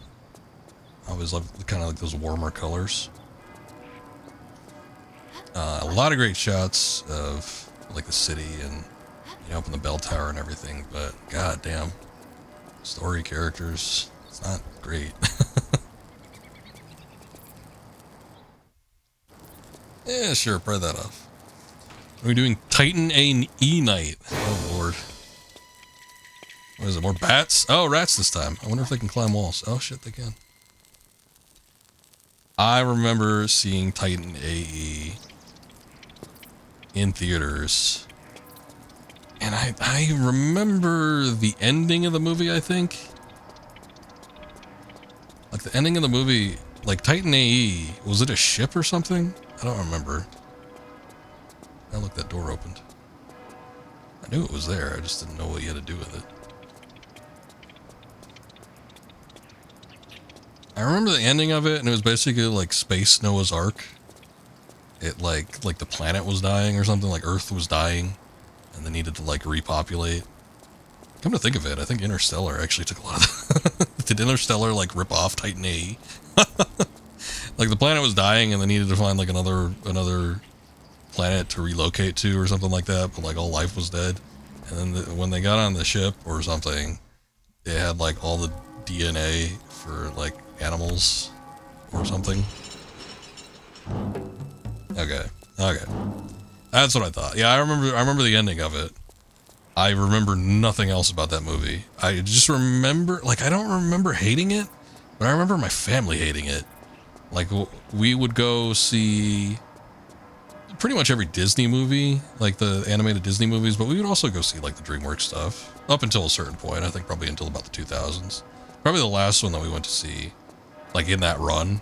Like, I know I went to go see, like, Princess and the Frog, and I was, like, in my late teens by that point, but probably in that run of, like, you know, traditional animated movies, the last one that we probably saw as a family was Tarzan, maybe, and I think that was 2000, 2001, something like that. Maybe 1999, I don't know. Was it Don Bluth? Okay. So it was Amblin? Amblin Entertainment? It was, no, it's a secret. It was a Spielberg deal? Or was it... I don't remember if he had an independent company. I thought most of his stuff was done through Amblin.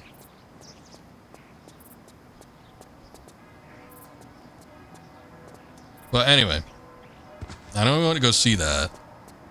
And I remember the ending of the film, obviously. I remember sort of what the characters looked like, maybe. But other than that, I have no clue what that movie was about. And I just remember walking out of the theater and like my family hating it. They're like, "Oh, it was such a piece of shit." They didn't say that, but you know, they're like, "Oh, that movie sucked." So I was like, oh, "Okay." So I've never really thought about going back and watching it again. But I don't know, it might be worth a watch. I never rewatched that. Disney had a slew of bombs. Like after we stopped kind of going to the theater to watch those. Like I never saw that Home on the Range, which was so awful apparently that it just like they switched entirely to Pixar by that point. And then there was that Treasure Planet, which people say was okay. I did see the Atlantis movie, which I don't remember. There was something about it I didn't like. I don't remember, but I saw it once as like a teenager, and I never really felt the need to go back and watch it again. Boy, Blue Sky Studios. Holy, I can't even remember. I guess it might have been a subdivision of Fox though, but sounds familiar. But I don't even know if they're a company that still exists today. I know Titan AE didn't do well. I'm pretty sure it didn't. So I don't know. Might have bankrupted somebody. Resulted in a studio closure. I don't know. These things tend to happen.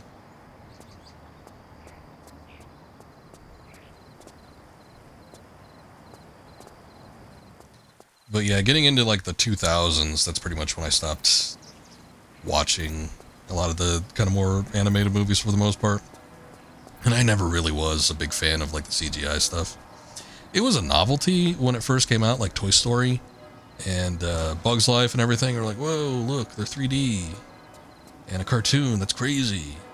But it wasn't something that like resonated with me or stuck. I was definitely much more of a fan of traditional, like even today.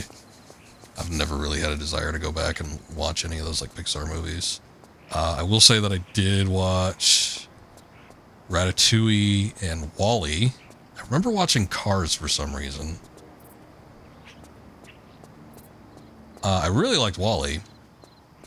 And a friend of mine really liked Ratatouille and Up. I guess I liked Up too. Up was fine. But outside of that, yeah, I never really went back to watch any of those other things. I mentioned Princess and the Frog. It was a Disney film where they had gone back to traditional animation. And just for the novelty of the fact that they had gone back to doing traditional animated films, I'm like, oh, I gotta see this. It wasn't bad. I remember liking it. The music was catchy. The animation looked good. And I remember hearing a news report that said that Princess and the Frog had done so well that they were going to greenlight one traditional animated movie for like every 5 3D movies. They didn't do that. It's like a complete lie from whatever source reported that or whatever executive. I guess Disney's gone through a number of different changes over that particular time period from like what would that have been, like the early 2010s into like the 2020s. So I'm sure maybe even if that was the plan at the time, that things changed greatly over the next few years, but I was always a little disappointed. I'm sure there's plenty of people that don't like WALL-E. I don't know. I like WALL-E. Of the Pixar movies, I don't know. I think Toy Story, Bugs Life, they were novelties at the time, and I think I have a decent amount of nostalgia for them. So I want to say that I like them, but I haven't seen them in a while. I don't really feel like going back and watching them either. Okay,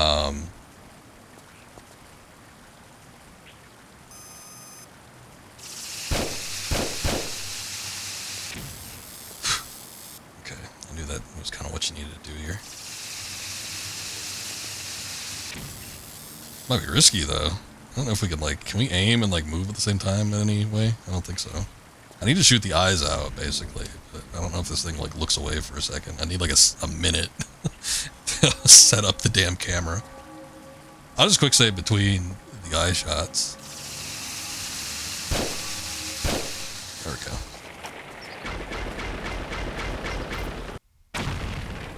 Oh, look at that, it exploded.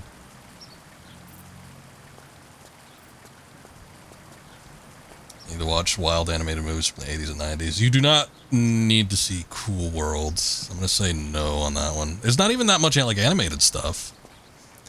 That was a very budget film that was made purely in response to the success of Who Framed Roger Rabbit. I forget what studio did it, but they wanted to oh yeah, we'll do Roger Rabbit, but extreme. And the animated portions of it make up I don't know, a tenth of the movie. It's not even that much. It's not worth watching if you're just interested in seeing the animated bits, because it's nothing substantial. I mean, you could probably just see a compilation on YouTube. I'm sure it won't amount to much.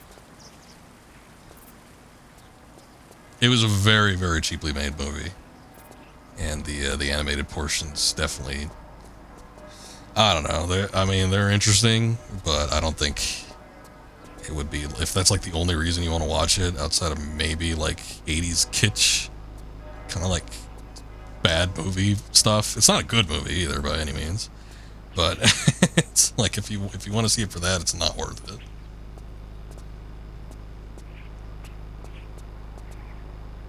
Heavy Metal though, I don't think that's the best animation. So I guess there's nothing in here except for this thing. What the hell did we pick up? Oh, the Mars symbol. Okay. But Heavy Metal is at least, entirely animated. It's a little interesting piece of animation history. Swap it out for Baba's Kids. You mean Bebe's Kids? Or is there a Baba's Kids that I'm not aware of? That was a 90s thing, wasn't it?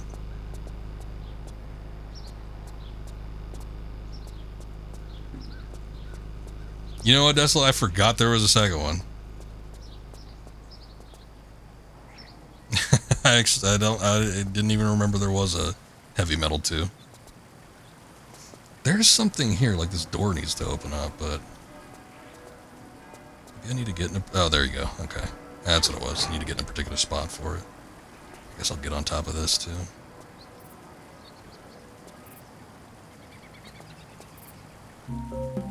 I have never seen Heavy Metal 2. That's probably why I didn't remember it existing in the first place, but...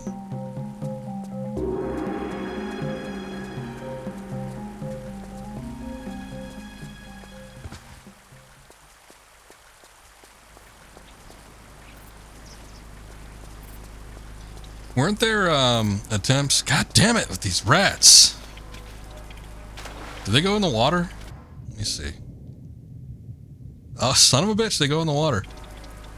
You're fine if you're underneath the water. Rats can swim. I guess there's that, but... Can I open this? It is in the original. Weren't there efforts to restore the... What the hell is the name of that movie? The Thief and the Cobbler, I think it is? Did they ever finish that?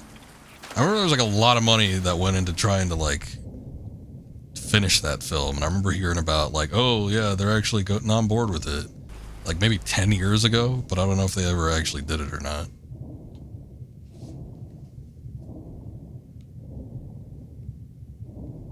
Not sure how much was saved. I remember seeing a while back one of the sequences. I mean, it's very impressive that it's hand animated to look as flawless as it does. But it does look a little uncanny. I can appreciate the effort that went into making it, but I remember seeing an animation that an independent animator did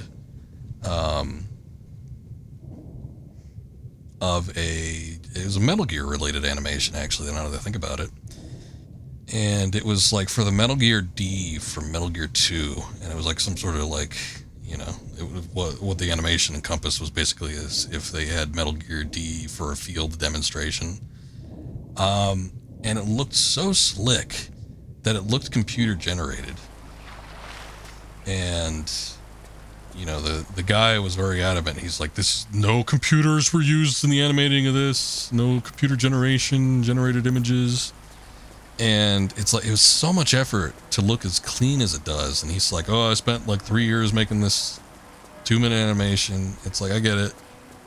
It does look rather slick, but just to get that much to amount to, it looks so clean, it looks uncanny to the point where it does look computer generated.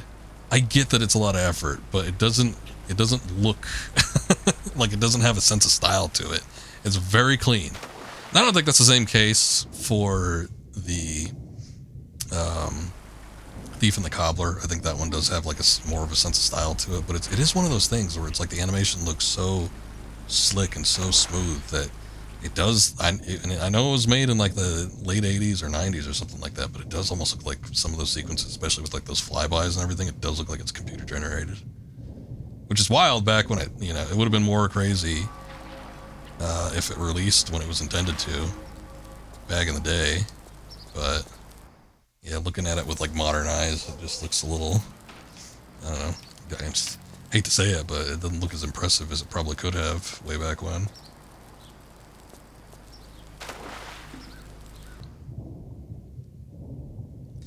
But I don't know, I think it's one of those movies where I think the history surrounding it and like all the attempts to try to like get it to actually release and just like the story behind it is more fascinating than seeing the full film would be. But I mean, if they ever did restore it to a point where it was like a full film, I probably would still watch it. I don't know.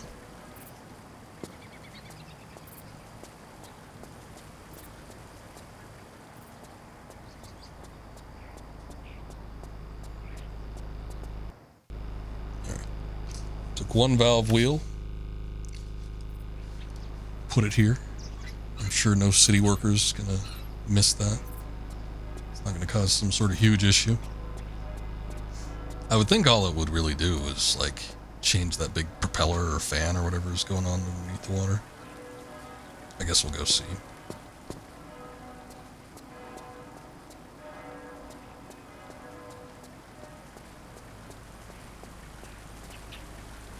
Oh yeah, I'm not seeing the pull.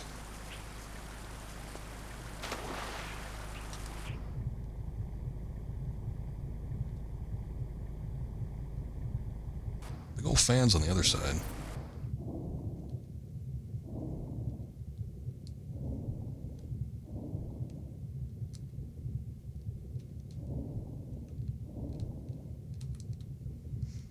Forgive me using the camera a bit here. I'm just kind of scoping things out so we don't go too far. Wasting our oxygen and everything.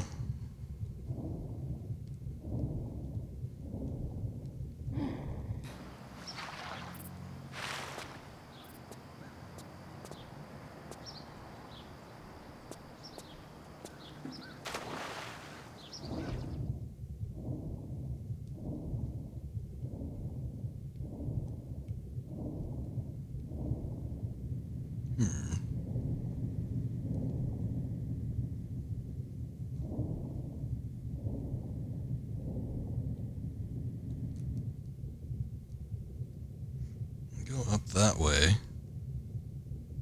I guess there's more of a path down there. But it seems like we can't access that until we do something. Just because the current would probably push us away. Ah, like this. It's nice that there's a torch. I bet you this grate is gonna have some rats coming out of it in a second here. Let's see. No, no rats. Surprising.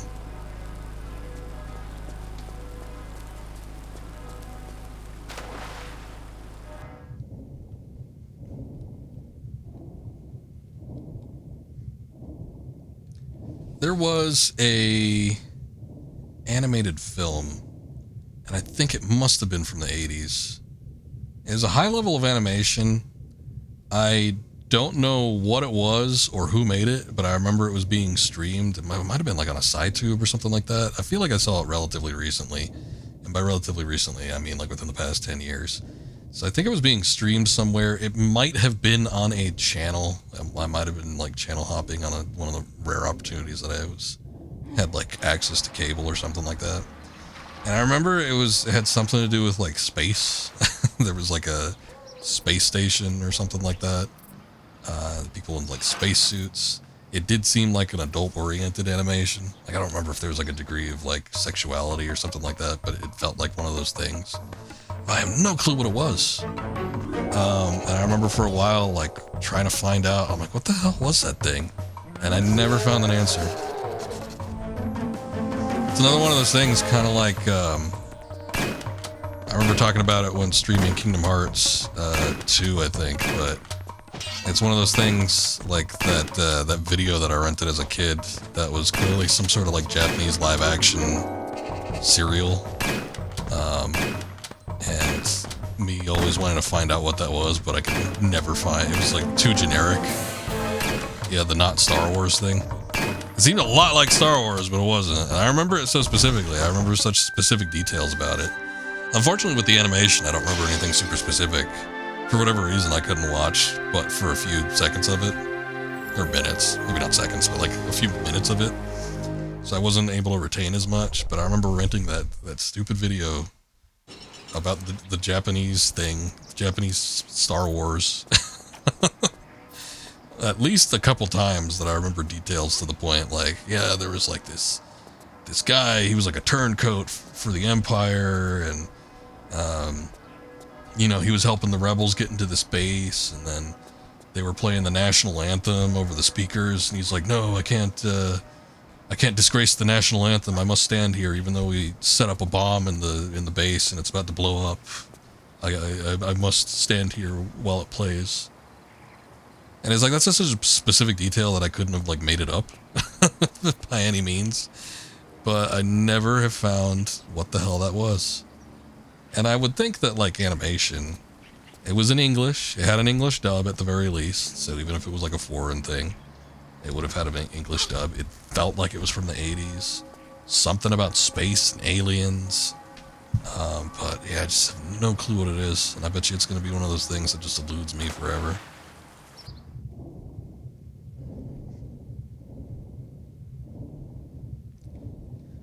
And it might be one of those things. I'm sure a lot of people like have similar situations. They're like, oh yeah, you'll come across it, you know, when you least expect it, a couple of years from now. But I don't know, it hasn't happened yet. Certainly hasn't happened with whatever that Japanese thing was. Come out wherever you are. Heck, this ambushing ain't what it used to be. Not when you're involved, no. Practice makes perfect, I'm reckoning. Whatever. It was not Fern Gully. You seem to be missing Fern something. Gully doesn't have anything to do with space, I don't If think. he's talking about Frenchie, he's kinda indisposed. And you thought you might just help yourself to his share of what's behind that gate? Unless, of course, this is just a social visit. Well, you know I's always pleased to see a little belle like you, Laura. Be more pleased to see that last stone, though, if you'll be wanting to hand it over.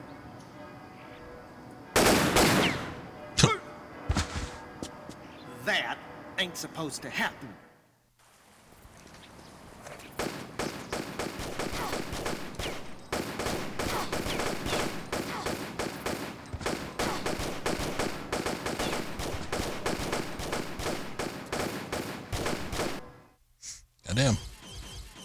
He's actually hanging in there. Oh, there he goes. What a weird dodge. Or he throws his full body weight into a roll. Yeah, maybe a little bit. Sounded like he gave himself a hernia when he did it. Unlimited ammo. Yeah, Lara's pistols have unlimited ammo. Her other guns don't, but Larson, her pistols always behind do. you. I may be a dumbass, but I ain't falling for that again. No, really. Behind you. He's probably said dumbass. Behind you. You do not. He has no peripheral vision.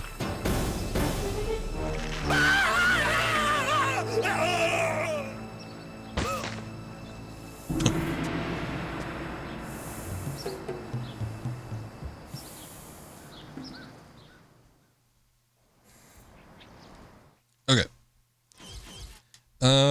Let's do a save. We'll just do it there. Let's pick our weapon inside the menu.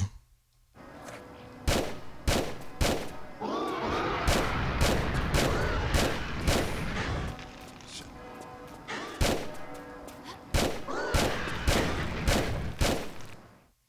Oh boy.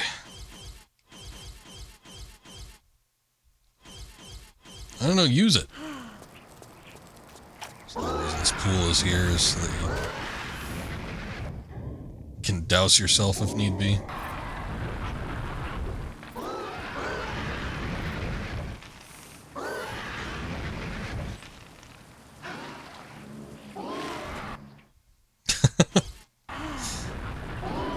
I mean, he fell over ass over tea kettle in the back there. I don't know if he's running anywhere, but he might be.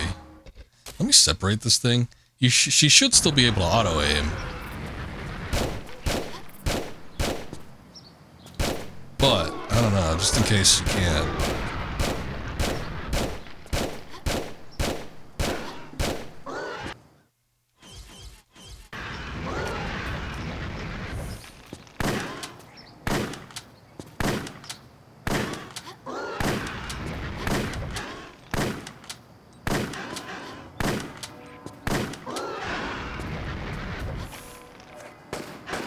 I'm like running out of ammunition.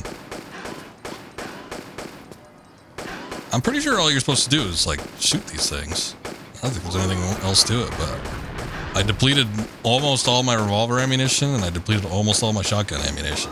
Granted, I had more revolver ammo than I did with the shotgun, but I'm pretty much all out.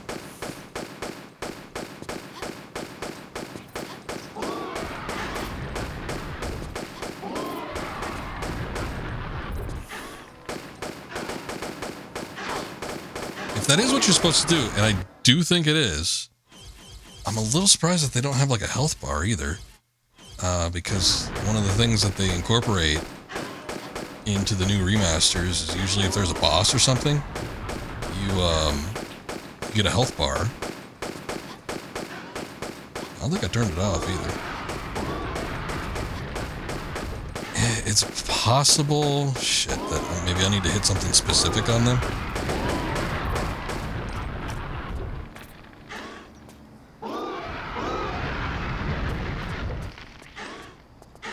Oh, I had to sneeze there too. I had one hell of a mag on all her revolvers and pump action. Yeah, she doesn't need to reload. It's just a matter of how much ammunition she's got.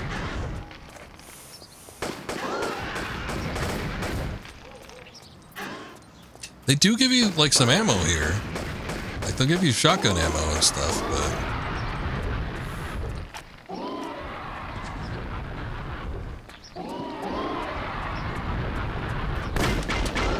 oh, there we go.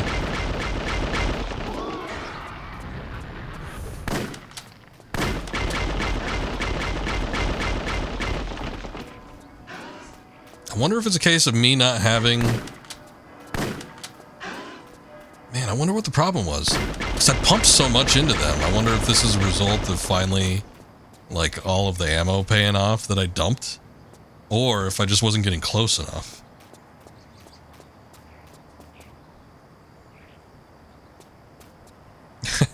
Yeah, Larson's nowhere to be found. So I'm assuming he got away at the very least, but maybe somebody should check on him. I don't know.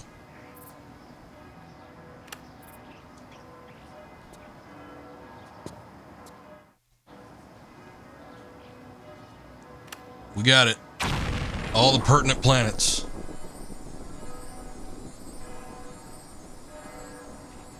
Oh, look at that.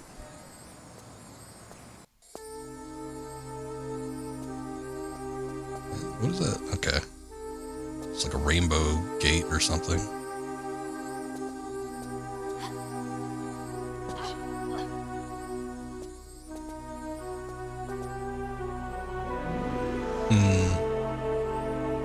Yeah. Probably gonna drop as soon as I grab this thing.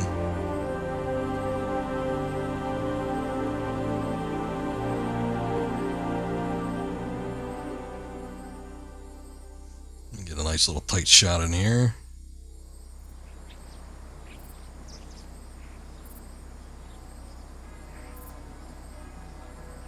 Wow, look at that. It's crazy.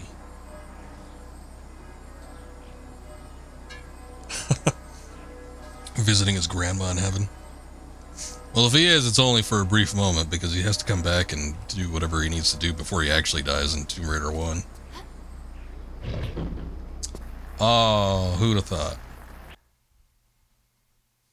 Oh, look at the brand new loading screen. And they changed it. I saw it for a glimpse. They had a different loading screen for the original one, but it wasn't the one I was talking about where she looks like she's pretty much naked. It was just her standing in front of the car. Teasing me, goddammit.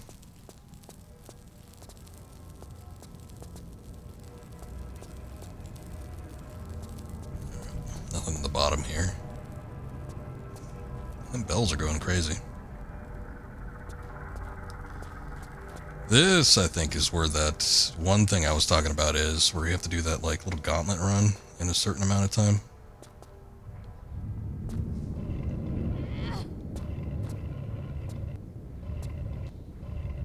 But we might have a minute or two before we get up to that particular point.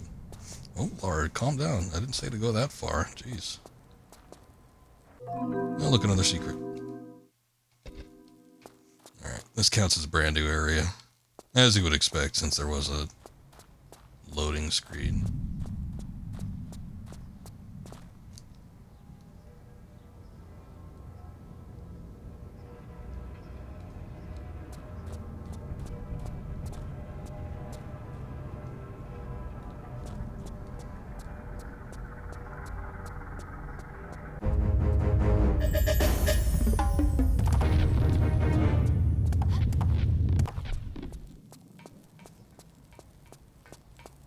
Almost didn't make it.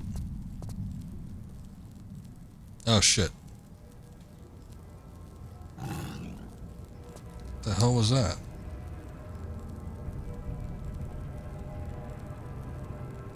Looks like there's a secret here. If I can angle a jump right, I might be able to get on that. Let me make a hard save. Yeah, I'll save over that.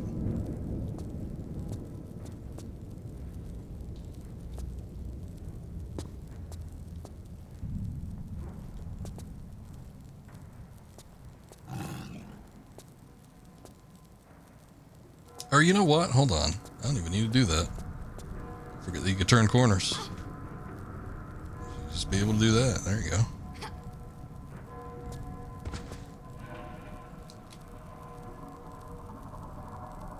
Like, is there something down there? I'm hearing like a growling.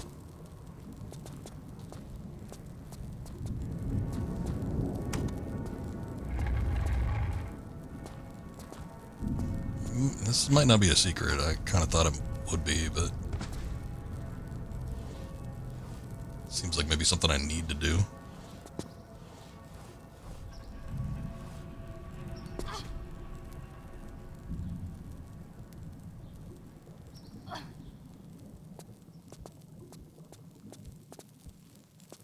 Yeah, I think that door might have been closed.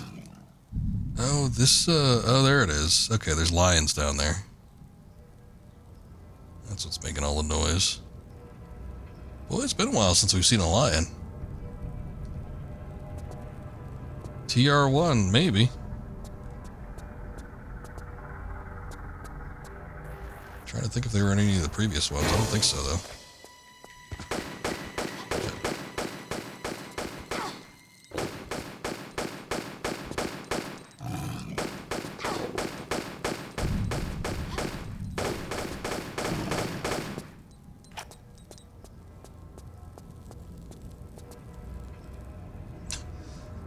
This man died pelvic thrusting.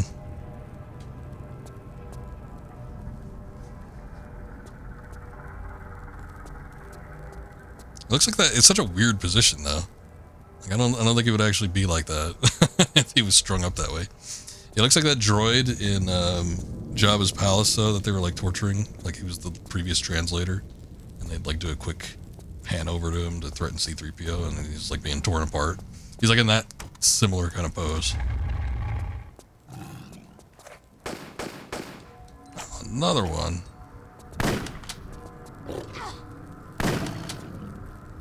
Boy, just 2 shotgun blasts. That was enough, huh?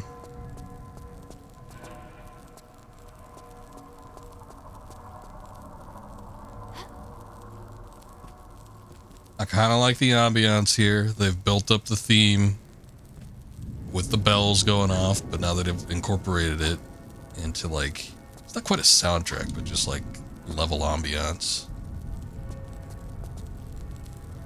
What is that? It is a gemstone piece. Good.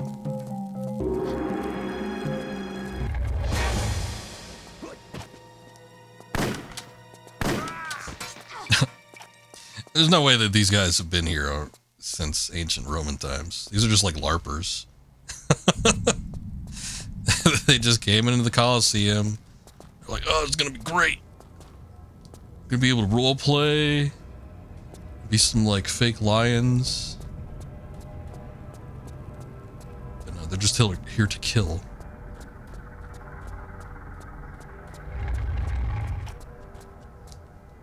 Let me look at them. Oh, this level's a lot darker in the original. Holy crap. I mean, those look pretty cool. But yeah, they're like slave gladiators. I was gonna say, look, they even have whip marks on their back, but I think those are just like really deep shoulder blades.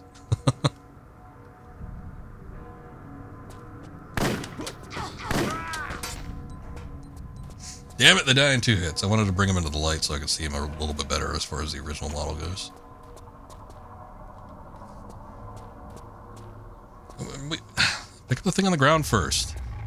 You don't know what that button does?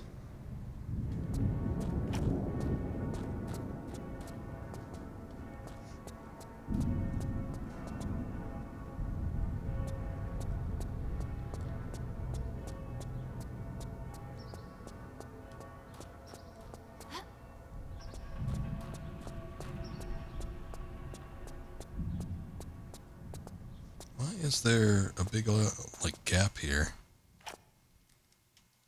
That's not okay. Yeah, I was like, that's not going to be in the original. They're just trying to make the lighting make sense. Which, comparatively to the original, they shouldn't even put that in there because it was so dark in here when I switched over.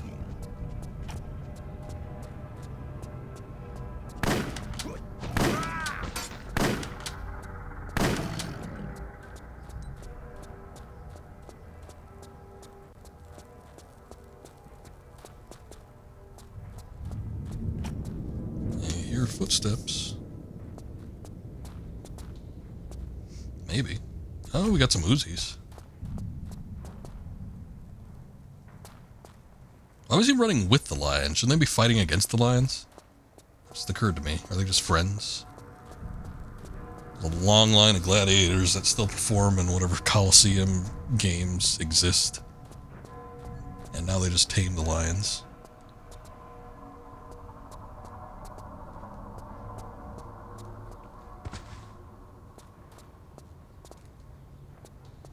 Oh, hey, I think this is the course I was talking about.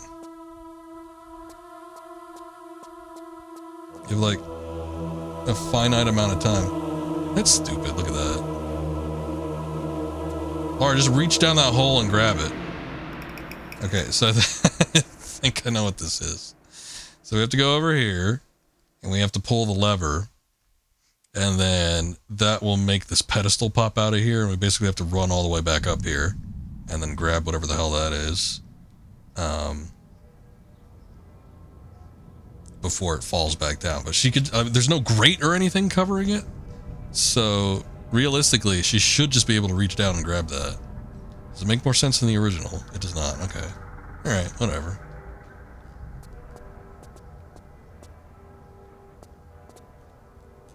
Far be it from me to poke logic holes.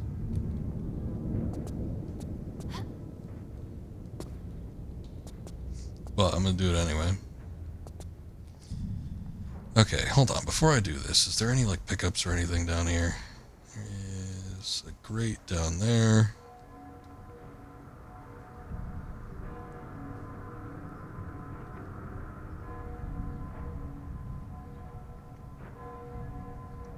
Is there something here? Oh no. It's a very like oddly placed rock.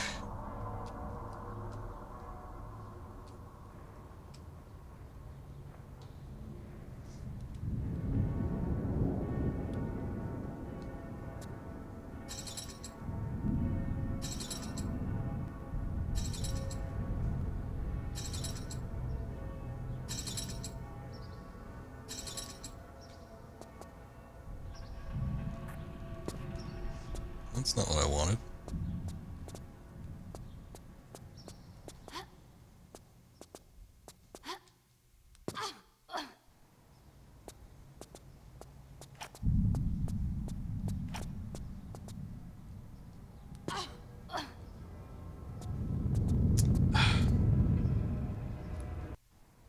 Just grab it while it's falling.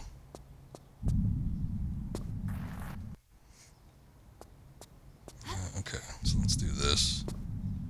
Boy, that gets her down far.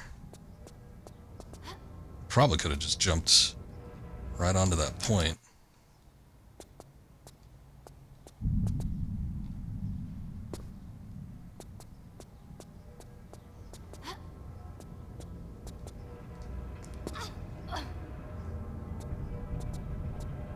Okay, the advent of quick saving makes this a lot more tolerable, but I think I could probably get it. See, I would have only had to do it, even if I was reloading from that exact point, 3 times. It's not bad. Hold on a second. There was a gate down here, too. Did that open up as well?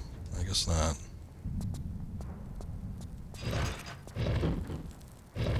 Son of a bitch. I knew that was going to happen.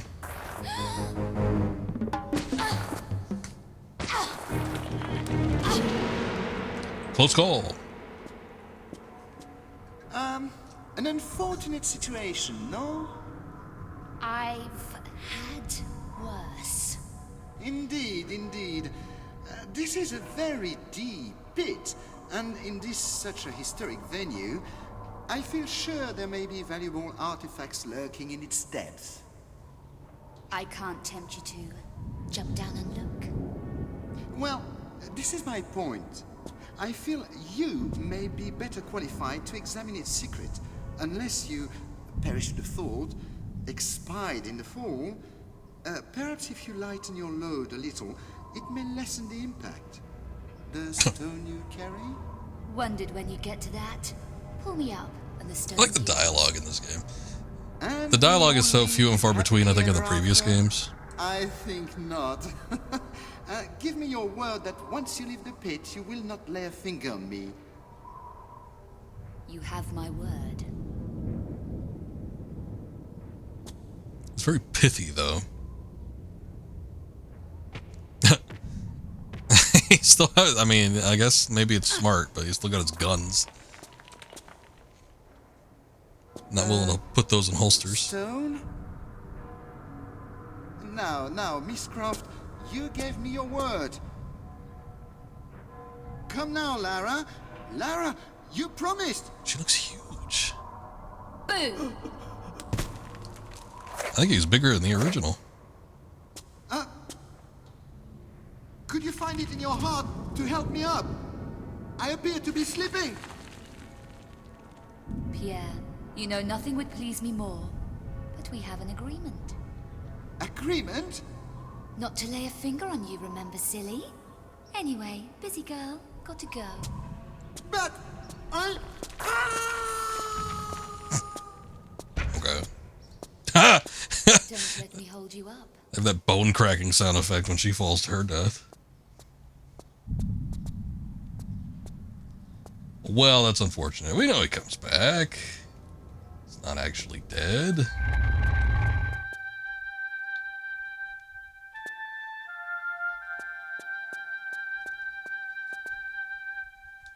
Eh? Oh. Maybe I put something in there.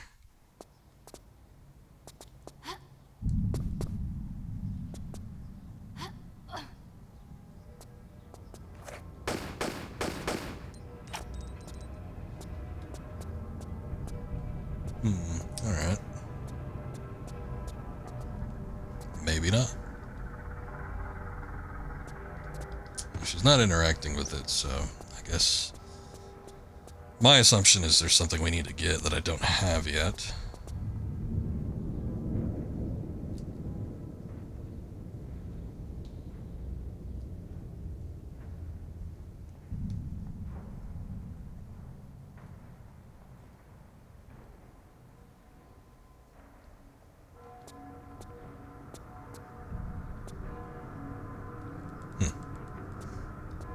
Well, I see the gate over there.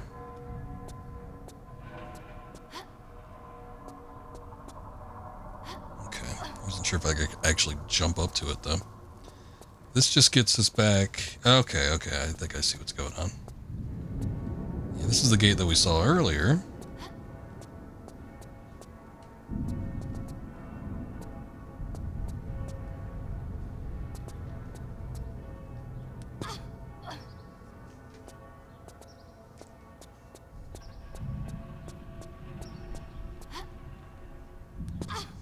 So I guess the hope of what's happening here is that the gate that was shut previously is no longer going to be shut.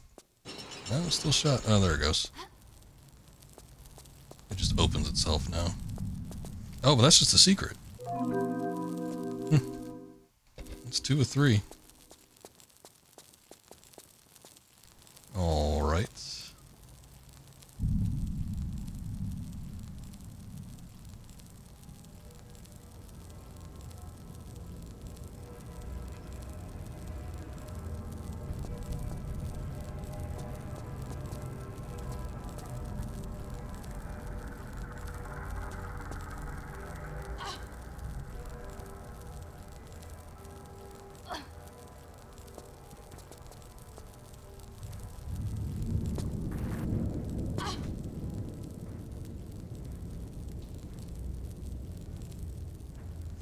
See if there was maybe something else I can get on top of, but I don't think that's gonna be a thing either.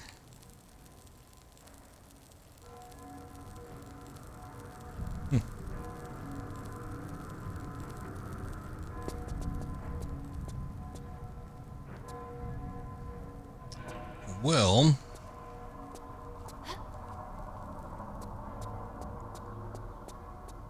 something else I missed in here.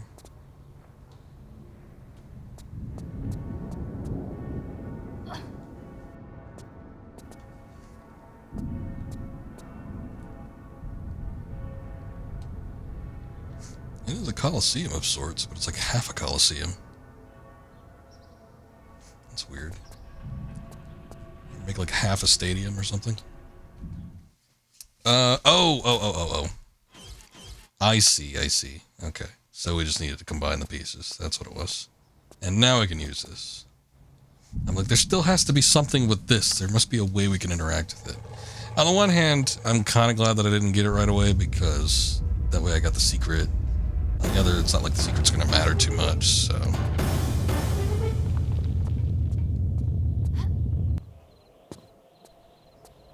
Okay, hopefully that stays in place.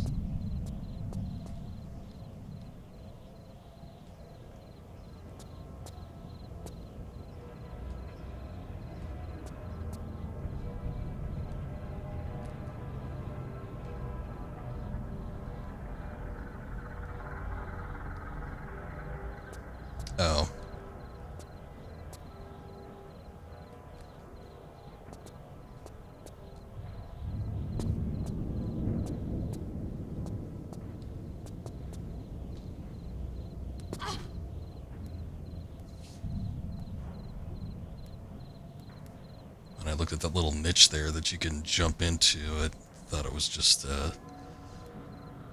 I don't know, a wall with a sliding piece on it that you wouldn't actually be able to land on and get a good footing. So, didn't even register with me at first.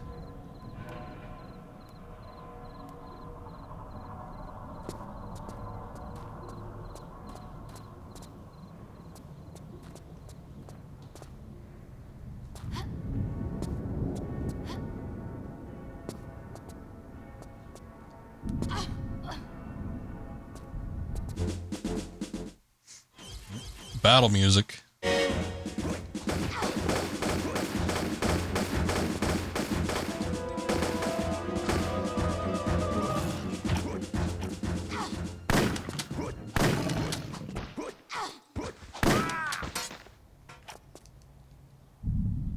I want to look at you before you fade away.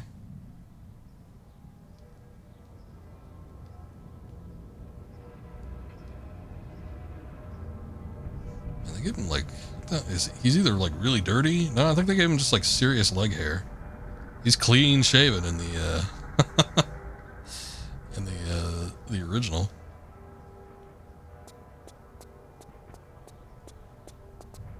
Oh, and he dropped the key.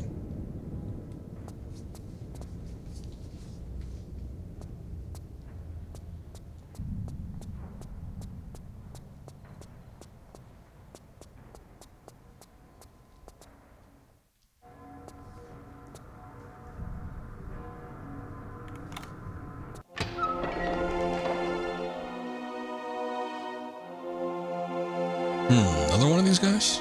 Oh yeah, he's getting up too.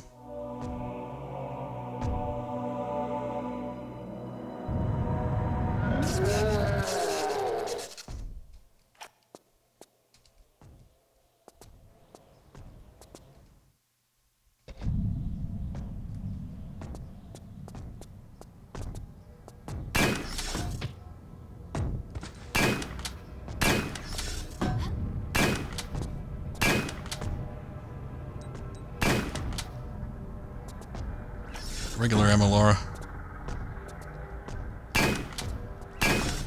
Honestly, she should just switch to that first, as opposed to putting the gun away.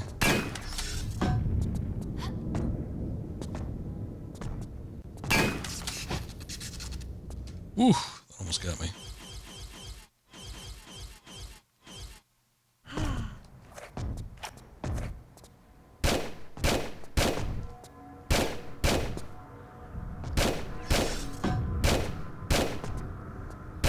Bits and pieces like fly off of him, but I don't think there's like specific targets you need to hit. I think it's just, as with most classic Tomb Raider stuff, except for that like big head that we fought earlier, it's like you don't really need to do a whole lot of targeting.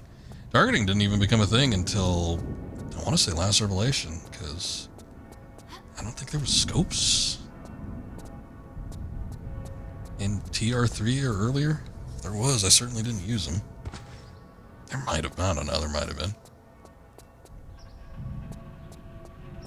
I know there was a rifle. There was a rifle as early as TR2. And I remember he used it for like super long range, but I think it was still a factor of auto aim. I don't think there was any like aiming down sights.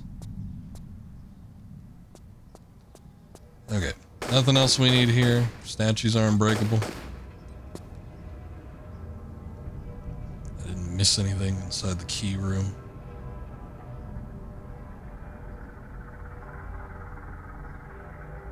I don't think so.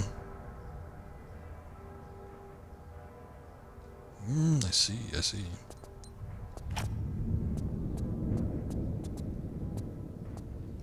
Just in case.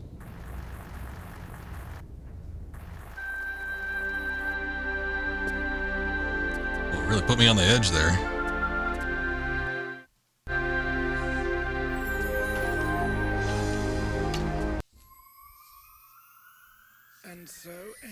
And that's it. That's chapter 1. Sure, Miss Croft would be the first to apologize for her not entirely courteous behavior regarding some of the more delicate religious artifacts, Father Patrick. No need, my friend. All in a good cause. At least we knew they were in secure hands. And fortunately, the church was above sending a bulletproof envoy to retrieve them. Ah, but she recognized her place in the great scheme. Some things, as history has illustrated, best left to their slumber.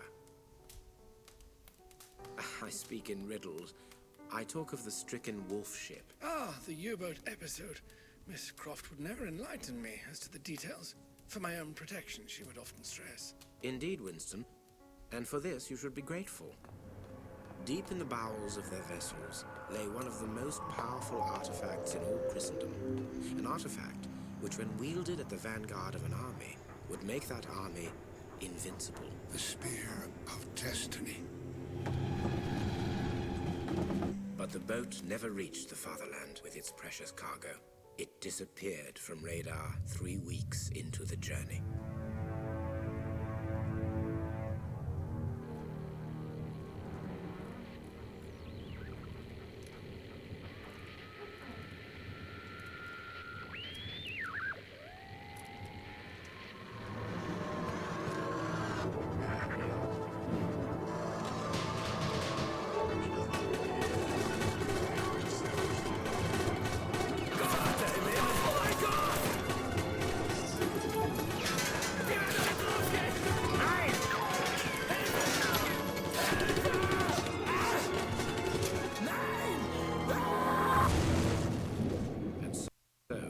This was the resting place of the 52 seamen, and also something much more sinister. It's deep in the bowels of Harlem, New York. No one would ever dare trespass there. I was gonna say, I don't remember the Nazi Germany. He was talking about the fatherland. I remember Russians, but I guess this was a later date. They decided to try and pick it up at some point. Dealt with mafioso before.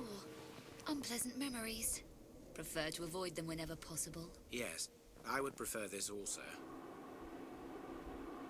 I too would enjoy this. Search party, is it?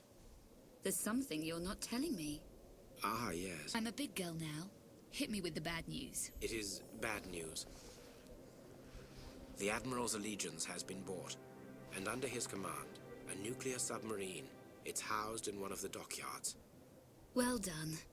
Nuclear submarine. Sounds nice. Perfect holiday. Lara, wait.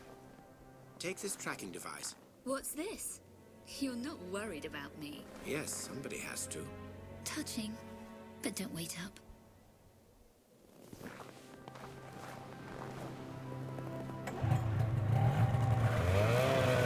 However, this kind of like reinforced me thinking that she was cool. Look at that render. They all look like postcards though. Like it should be something that is actually done in photo mode. But you know, she's essentially the female Indiana Jones equivalent. And then here she's like the female James Bond equivalent because she's doing like MI6 type work. But this was a cool set of levels. I do feel like the order of these levels was a little bit skewed. I kind of feel like Chapter 3 should have been maybe in Chapter 2's place. That probably would have been for the best. And then that way you kind of have like, you know, the big traditional Tomb Raider action level on the first chapter, and then you have kind of more like subdued sort of horror for the second, and then you come back to more action-oriented, less traditional Tomb Raider, but definitely more action-oriented as this one gets. Because this harkens back, this almost feels like TR2, where it's a lot more heavy on the action. And there's like puzzle elements incorporated into it, but there's a lot more like modern atmosphere to it, whereas with the Rome chapter, you're obviously dealing more with something that's kind of more traditional ancient tombs.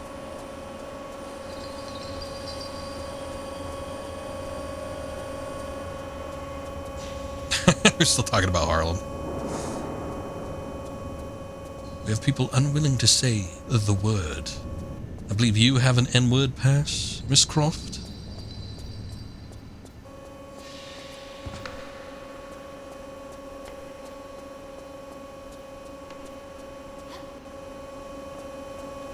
But yeah, this, I mean, I guess it kind of would line up, because, like, the Rome chapter would be, like, the TR1 replication, and then, you you know, this one would kind of be like TR2. And then the third chapter is kind of unique in its own right. It doesn't really feel like any of the Tomb Raider games.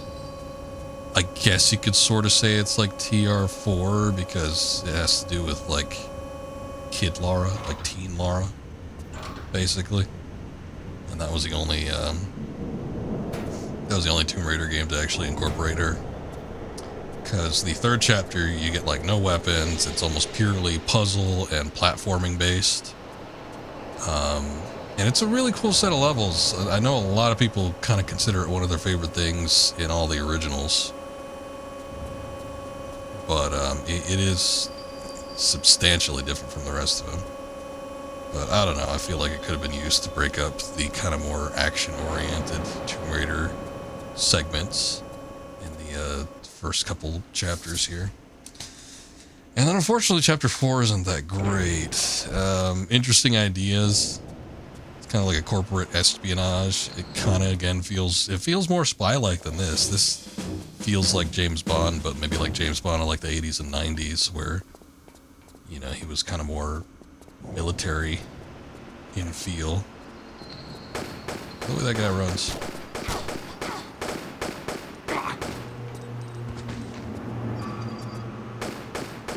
Instead of doing the spy work, and then chapter 4 of this game kind of almost feels more like the espionage James Bond as opposed to like the heavy action oriented one. Lovely picture. What does this look like? I was about to say they're not even animated, but they're not animated in the remaster either. They still switch between cameras, but they just have like this static visual on top of it. Nothing too impressive. Oh, hey, we got the Uzis again. See, I didn't even use it in the previous chapter. I figured I didn't really have enough ammunition. I should have used it against like some of the bigger like statue boss type things, but oops, oh well.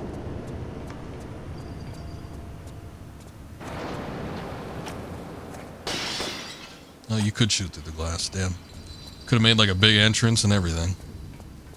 Oh well.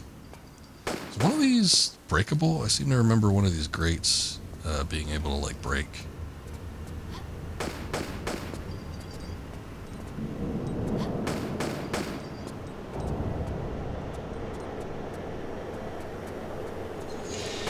Still, decent amount of variety with this game. It is one of the reasons why I still kind of have a fondness for it. We'll play through, you know, the remaster here. I doubt they're going to need to be able to, like, fix anything up, really. There's one major glitch. I've talked about it a couple times, but it's in the very last chapter of the... like, the last segment in the last chapter of the game. So it's, like, really deep in there.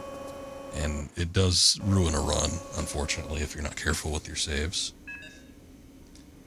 Speaking of which, I probably should save since we're at the beginning of a new chapter. But otherwise, this game, I remember being completely playable. I didn't really run into anything that prevented me from finishing the game. What the hell type of dog is this? Hold on. Why does it have like the pattern of a panda? I guess it's a husky.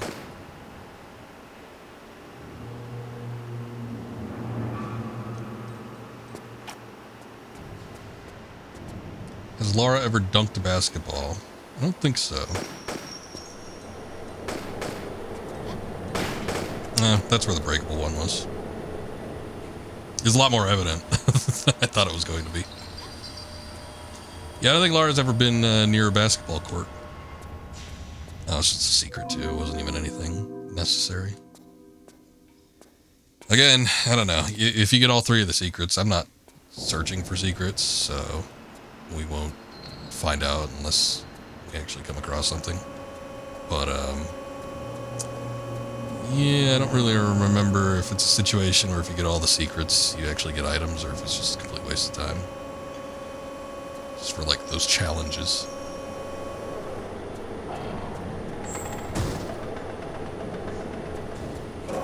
I'm pretty sure it's insta-death. If the crane actually touches you, I seem to remember it being able to break open boxes, like the wooden ones at the very least. I just don't know what its range is. I think after you get out of its range, it like stops trying to follow you.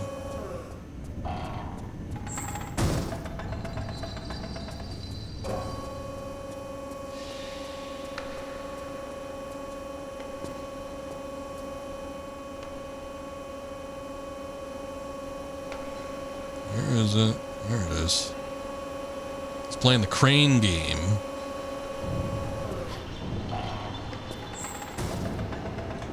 Oh no, it didn't break.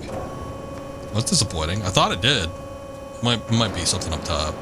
Maybe there's a particularly like shitty looking crate.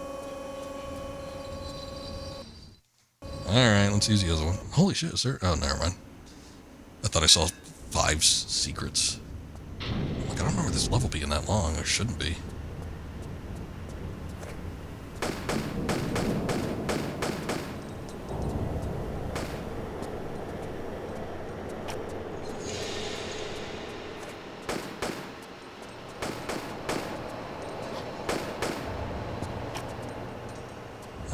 No, none of these levels actually look like the one that broke open. Now I have to try them all, just in case. Okay, I think this is just how we get up top here. Probably not much more to it than that. Not even any items? Just a bunch of rubble up here. Russians don't take very good care of their warehouses.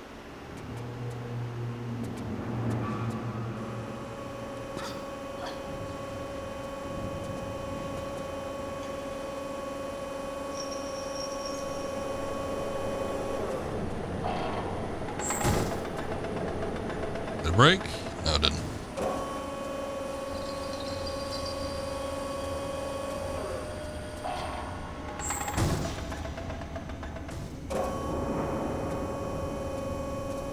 A lot more hectic up here. Tighter space to work with.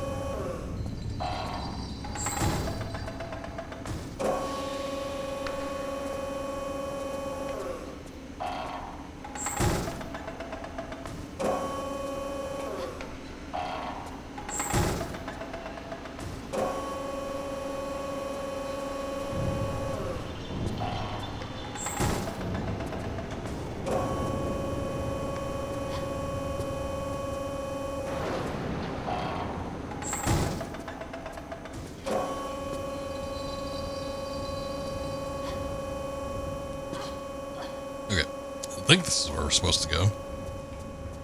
Pretty sure we wouldn't have had access to it otherwise.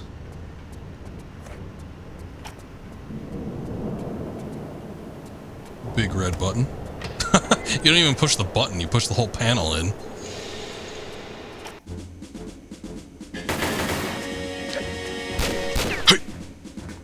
This is like a construction worker. The most threatening guy.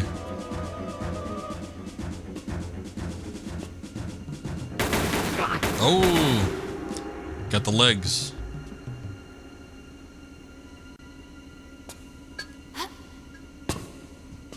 Man, he just died. Literal, like, Achilles' heels. Monte Bianco, 57. Thank you for the follow. I appreciate that. Ah, he was a bastard controlling the crane.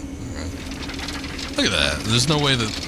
Maybe if she, like, swung it or something, but I don't know how she's able to, like, grab this pipe from that angle. There's, like, a little dip in there. Alright, whatever. That's a clean break, too. Look at that. Whole thing came out.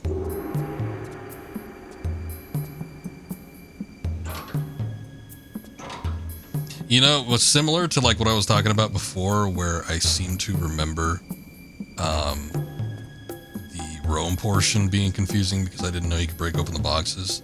I think I was also confused by the fact that you could, like, search the lockers. This was not, I don't remember, I mean, we just played TR4. There was nothing like that in that game, and there wouldn't have been in 3 or anything that preceded it. So I think I was just, like, confused by the fact that you could actually search those. And we saw that first one that we looked into, it had a key item in it. So, it's a necessity.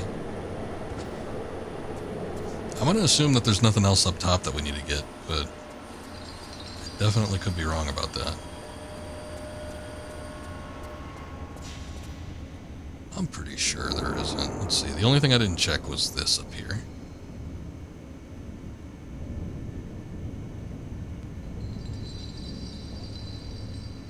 The one thing that I'm not certain on, and I'm not seeing any visual differences with the boxes, but I could have sworn that one of the boxes, particularly one of the wooden ones, because you would think it would be that, but I thought I remember one of the boxes breaking, and I don't know, if there was anything in it, it probably would have been a secret, but I tried a few of them and nothing seemed to happen, so I guess maybe not.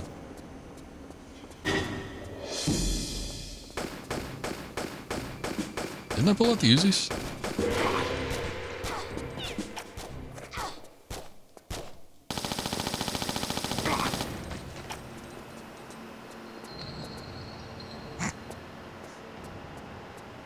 And so he fades away.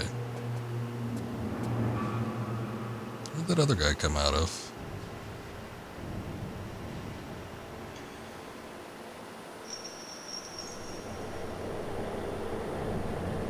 Oh boy. Oh wait, okay. See, it's a good thing I looked. I think there's probably a key out here that we need to get because I don't have any more in my inventory. We still have the key card, but we don't have like a physical, like, skeleton key.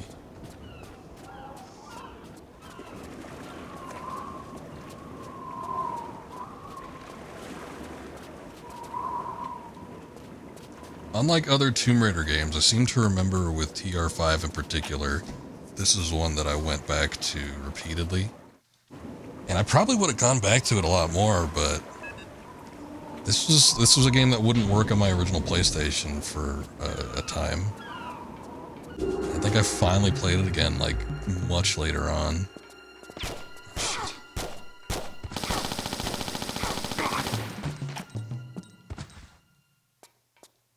Oh, look. There's a key.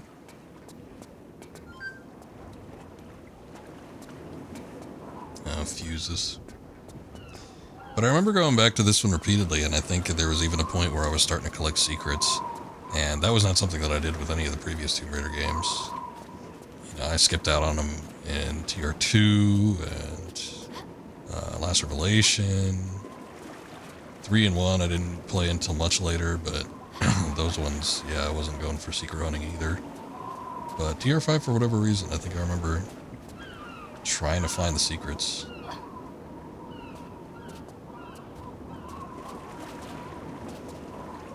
Again, it might have just been that I liked this game more than the others at the time. So it's just like extending the play of it, but I don't know, there could have been something else to it. Well, I can't jump on that. I certainly can't get onto the other ones, so I'm thinking that we probably need to get back down here and then go up to that door that we saw earlier. So, let's just go back there and see what's up.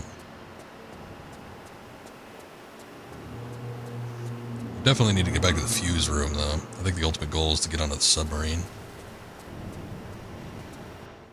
Maybe we make a bridge or something with the cargo crane. Move your men along, Yarofev. I do not pay such extortionate prices for incompetence. You forget, Mikhailov. I am still an admiral of the Russian Navy, and as such, demand respect. I like the way that guy looked in the original. My bribes for use of this submarine. You are under my employ and will follow my instructions without complaint. I like the. If I deal with the like of you to keep my men in bread, it does not make me one of you. Also, thank you, Christian. I appreciate the lurk. We are two sides of the same coin. Hope you're doing well. Mafioso filth. Khrushchev, hurry on with that box. Our new commander demands efficiency. That guy looks scary. These guys look like Duke Nukem. Seal hatches. The admiral or captain or whatever he is, I remember loving the look of him. I love this hat. I guess that's just like standard for Russian officers. As you have promoted me to commander, is it not fitting to board before the admiral? But yeah, I don't really like his model in the new one. He's got, I don't know. He had very gaunt features from the looks of it in the original. And in this one, I don't know. Something else is going on. It's interesting, though. I don't think I could jump to that. Maybe I need to, I'll try to stick up top here. Either need to drop down or we need to jump across to these.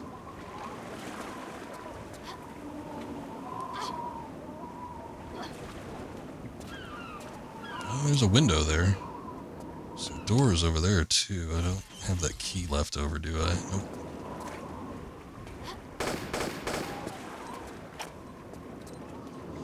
Oh, I guess the window isn't the answer. I can't even jump up there. Okay, maybe I do need to jump down.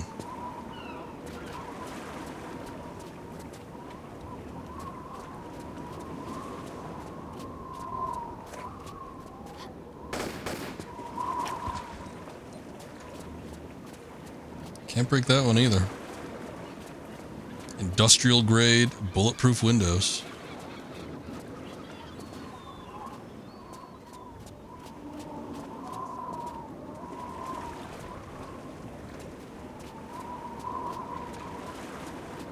Oh.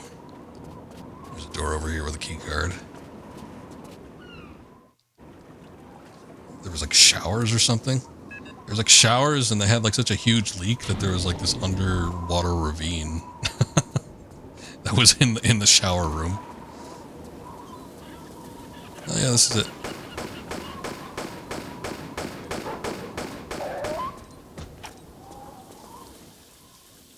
I haven't seen that animation in a while. Where the dog like lies flat on its back. You would think that would probably not happen.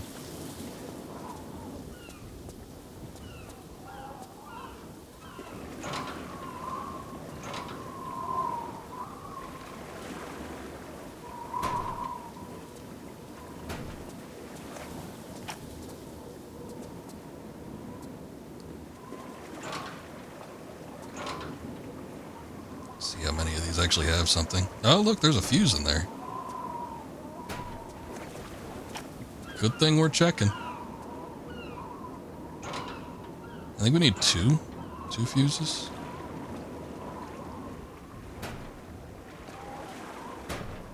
All right. That one was empty. Can't hop over those. What else we got? Small health kit.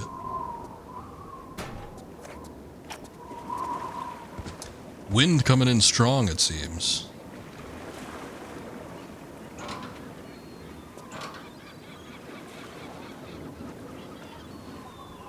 What is that? Might be. Well, no, I think we've seen Uzi ammo. It just looks like regular black magazines. There's a revolver and... Oh, I was going to say, there was another type of handgun, I remember. And I think it's that. That must have been that ammunition. Oh, it's a deagle. Okay. Yeah, look, the ammo does correspond to that one. Okay. I wonder if... We didn't get a scope yet, did we? No? Okay. Takes the place of the revolver or what?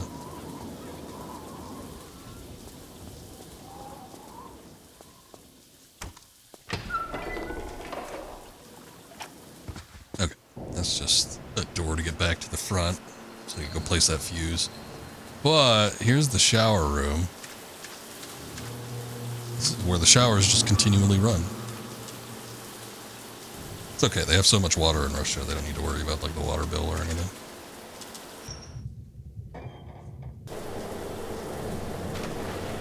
Here's like the underwater ravine I was talking about. I think they just like recycle this water.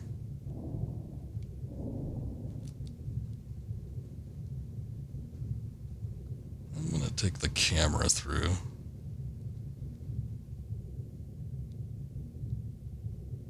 I think all this is a secret.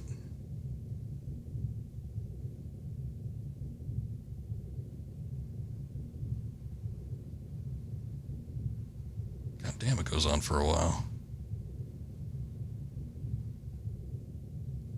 Okay, so there is an end to that. Oh, those are just bubbles. That's an immediate dead end.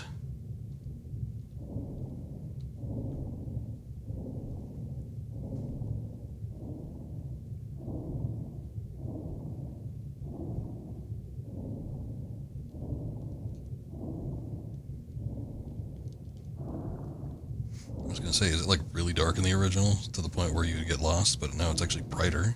Or at least it's a little clearer.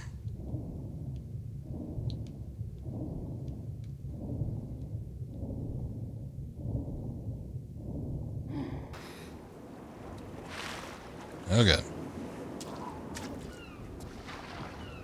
Oh, there it is. Anything else here? Is that the last secret? No. It's one of... We've got one of three, unfortunately, so this is just the second one we've seen. Well, shit. I am a little worried that there was actually a rose in one of those boxes, so we needed to wait for the crane to drop down on one of them.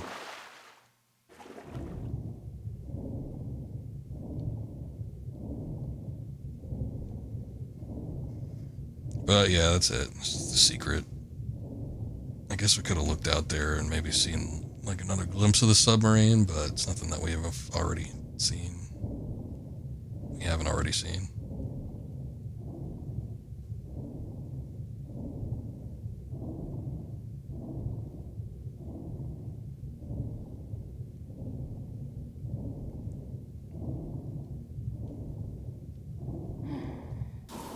But yeah, long way to go just for that. I think we need to exit out here anyway.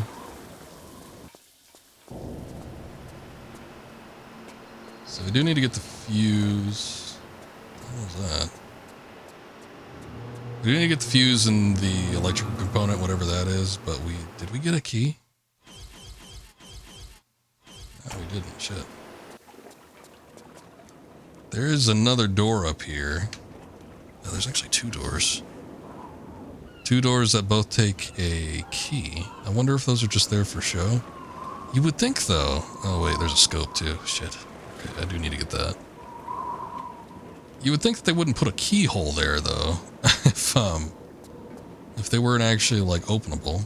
You would think they'd just kind of leave it, I don't know, blank. Like, if you had an inoperable door, you would just make the door, but then not put the keyhole in that spot. You just leave it blank. They usually do.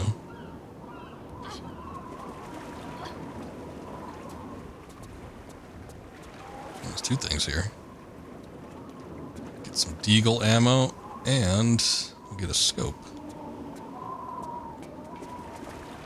I wonder why they give me a scope. As we stated before,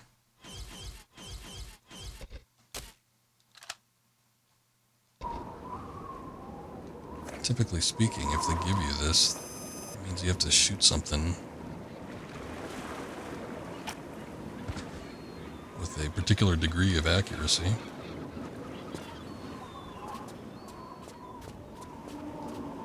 Okay, but we do not have any keys, so I don't think there's anything I can get up there. I'm going to check and see if there's anything on top of the crates, but I don't think there is. Okay, so let's return to the machine and put the fuse in, and I guess we'll see if there's something there.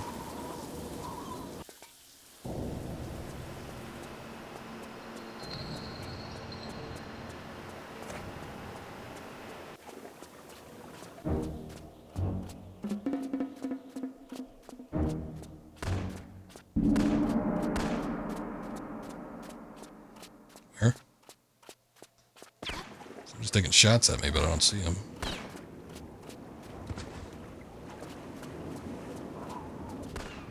Oh, I am getting hit too. Shit.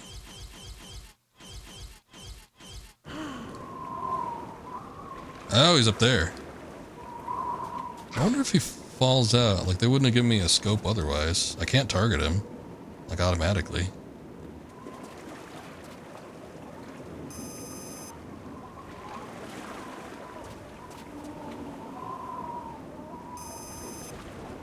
Now he's just gone?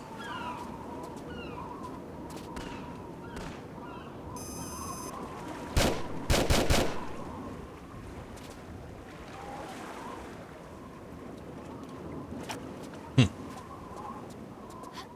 was kind of hoping that he'd, like, drop. Oh, shit.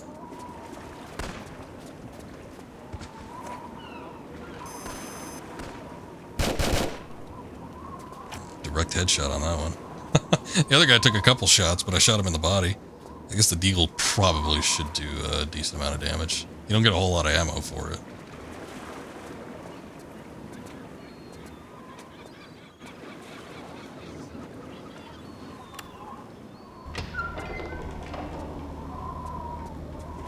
Okay. Creaky door sound effect number 1 played again, so something opened up. Oh, shit.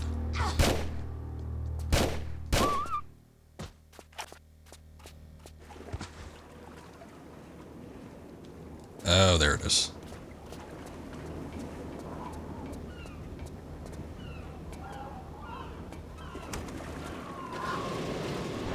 Oh, there you go. I knew it. I'd turn that thing eventually.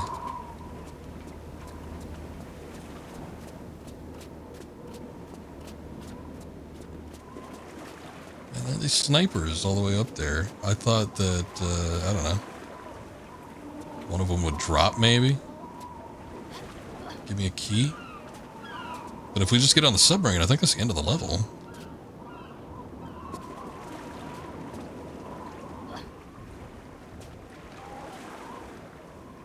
Unless a key dropped from the window or something. Doesn't look like it. I was hoping I'd get a key because of those 2 doors. Oh yeah, look at that. You can kind of see.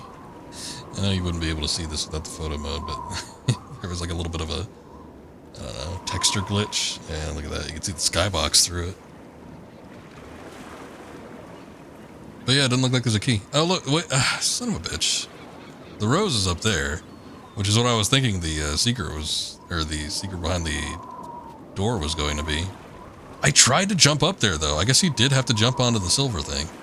I tried to jump specifically on the brown boxes from the distance I was at, and she didn't want to land on them, but it almost seemed like it was like pushing me off, like there was no collision detection, or there was too much collision detection over it. So maybe you had to land on the silver thing. Oh well. I don't suppose we can unpress that button in here, can we? Let's see. Or did it bounce back out and I can press it again, maybe? Nope, can't do that. Hold up. I just see it there. Also, why is the B in base not capitalized? That kind of bugs me. It shouldn't, but it does.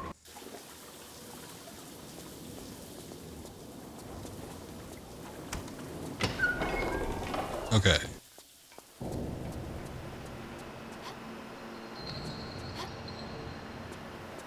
This is a little bit of a ways back. Let me just see if I could do it. If I could do it, there's probably going to be snipers out here, son of a bitch.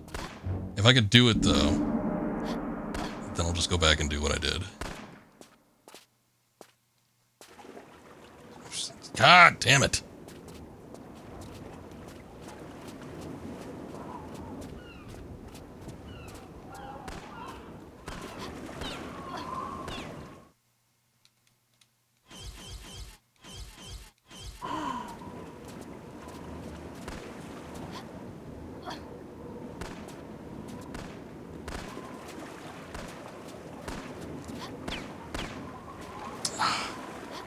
Alright, yep. You couldn't land on the brown boxes, but you sure as hell could land on the pale thing.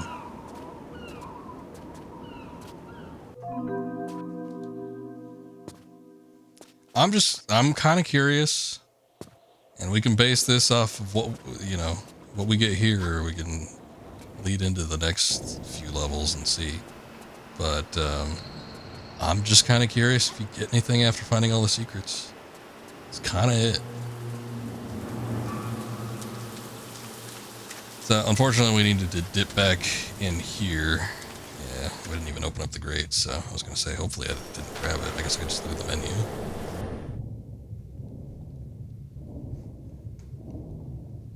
crate wasn't even open.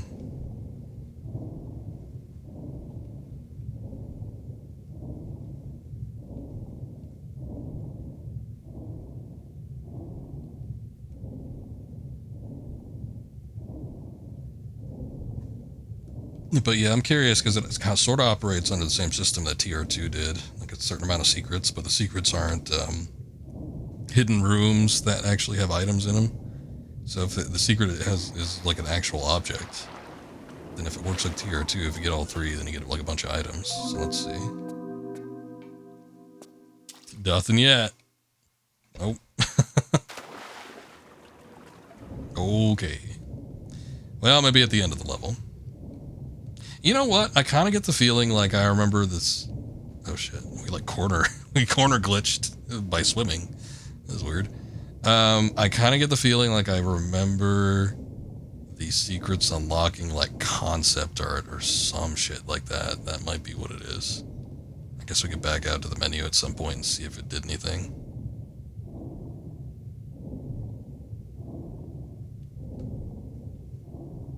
I was kind of thinking, I don't know why I would have thought, because again, I think this was like the first Tomb Raider game where it was like actively secret hunting, and I was thinking, why would I have done that? Because it's not that great of a secret, but I don't know, I might have been more into it as a kid. Like, ooh boy, art. Which, you know, I've always been a appreciator of art, concept art, but grand scheme of things, it's not the greatest unlockable. For games back in the day, I probably would have been more interested in like the cheat codes that they unlocked if you like went around scrounging for secrets. I remember in Bounty Hunter, the Star Wars game, it's kind of shitty to think about it when I think about it, but you could unlock with the secrets like a comic book. It's literally just like one issue of a comic book though, so it didn't really amount to a whole lot. It was kind of interesting. Kind of like covered. I don't even think it like covered. It was like the comic was supposed to be like a origin story for Jango Fett, but he wasn't Jango Fett at the beginning of the comic. He was just like some farmer boy, and like it was a story about how the Mandalorians were in a war on his home planet, and then they accidentally killed his family, and then they ended up like taking him into the Mandalorian clan. And that's how he got like swept up into the stuff.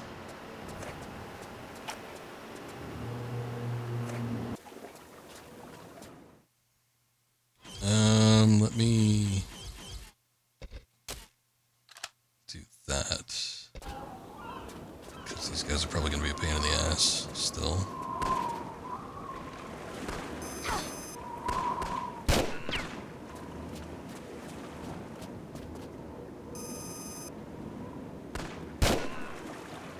Okay. At least this time around I didn't waste a ton of ammunition.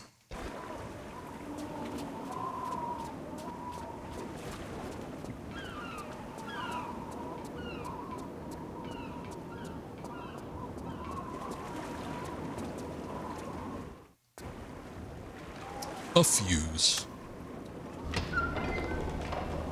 Normally you don't have like A in front of a item. It's a fuse. It would just be fuse, I think, in most regards, but it's okay.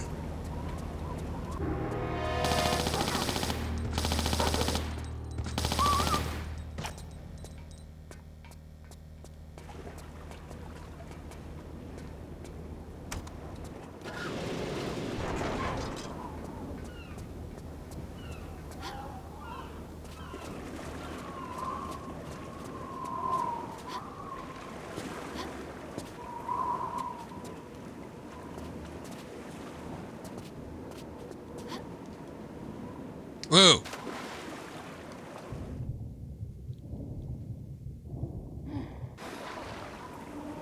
Could just reload, but is there anything down here?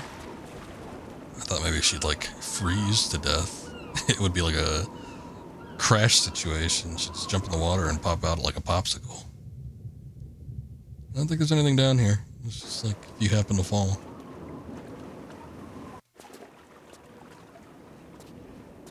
I guess the jump was longer than I thought it was going to be.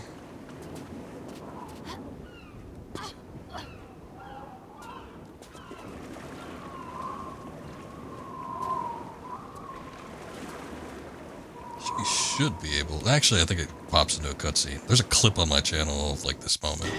Yeah.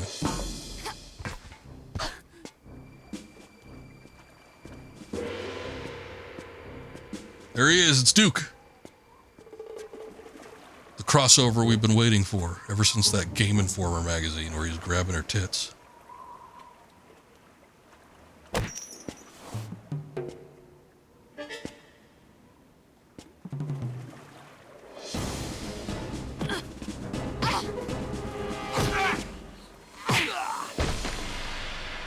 They didn't... there's an achievement. It says, "Damn, you're not good." That's definitely a reference to Duke Nukem. Damn, you're not good. Several hours later. An unwelcome addition to our little assignment. Leonid, if you would escort this lady to the brig. I thought she would be better at Your hiding. little assignment? You have no idea what your mafia financed assignment is, do you, Admiral? Young lady, who you are and what you know is of very little concern to me. If I was captain of my ship, I might listen to you. But unfortunately, the situation I find myself in doesn't allow me that privilege. So if you would be quiet and hurry along like a good little girl.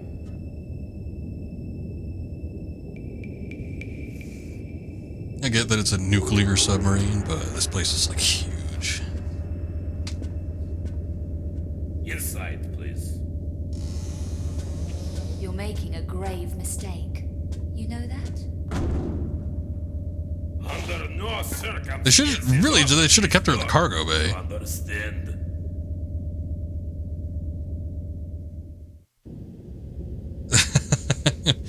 I mean, I don't know. Maybe she could have gotten out of there or something like that, but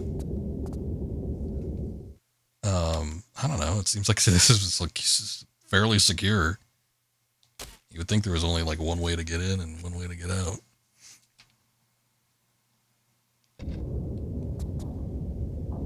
Hey, look at that. It's another one of those things.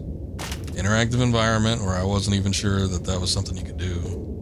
I think I got this quicker than I did some of the other stuff, though. Like the breakable boxes and whatnot. Pretty sure they registered with me, but it's like usually so much of Tomb Raider has its like usable items on a pedestal that you'd see and identify and be like, oh yeah, I have to interact with that.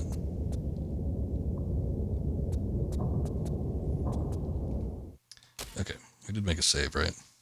Once again, it's weird. Like Coliseum is capitalized. I find it strange that like all words aren't capitalized on the first letter. You would think to do that with most levels, but I guess they're just not important enough. All right. Yeah, no items or anything. Outfit. Can we do the sunglasses? Oh, hey. I think with TR4, man, it looks weird in this outfit. I don't know if it works. I think with TR4 though, or maybe I never tried them actually. I don't know. I don't think you could put the sunglasses on, but I could be thinking about back to the first one, which is stupid. But you could, if you held like, I think all of the shoulder buttons and loaded a game, she would have the sunglasses on, whatever game you loaded. But then if you tried to, maybe they took the feature away, but then if you tried to like, you know, actually apply the option in the outfit mode, they were like, no, you need to beat the game first. All right, I guess. Let me exit and see if there's something in the menu here. Options. No.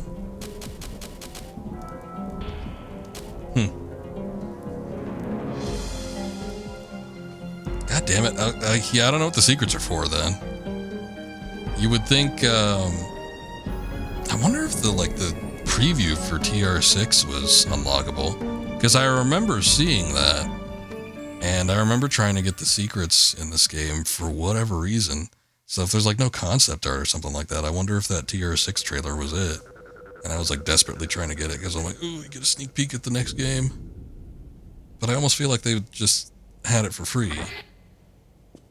Like you didn't need to unlock it or anything. I don't know. It's been so long, I don't remember. I don't know why I would have been looking for the secrets as hard as I was. Unless I was literally just trying to challenge myself. That could have been it. Rip that guy. Alright, what are we doing here? Let's take a look.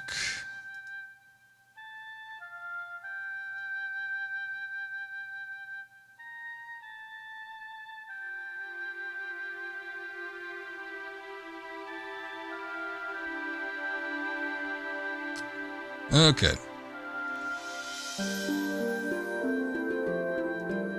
So we're actually going to call it here. It's a little late. I did get started a bit late, so it ended up being somewhat of a short stream. But I don't think we want to get too deep into this. Depending on how quickly I can get through the rest of the levels, we might be able to fly through them pretty quickly. Maybe just like 1 or 2 streams left. We'll see. But that'll be it for tonight. I'll try to be back tomorrow. I do have a good amount of work that I need to get through, so we'll see if I'm able to get through it in a timely fashion. And hopefully, if so, we can have some time to stream. I think there's some stuff I'm kicking around the idea of doing, but I think for the most part, I kind of want to stick with Tomb Raider just so we can kind of put a dent in this, because there's still a grip of game left, so we'll get into it as we see fit. But if I do start a new game, that's either going to be like at the end of my stream week or maybe at the beginning of next. We'll see. But let's go ahead and quit here. I'm going to go ahead and raid a Rambling Voice. He's doing some more Tomb Raider. In fact, he's working on the same game. He's a little bit further ahead of me, though. Thank you, Munchie. I appreciate you being here. Thank you for lurking, I'm assuming. I didn't think I saw you in chat earlier, but always appreciate it. But yeah, we'll check out Rambling Voice. He's doing Tomb Raider Chronicles as part of the Remastered collection. And yeah, you guys have a good night. We'll catch you next time. Later.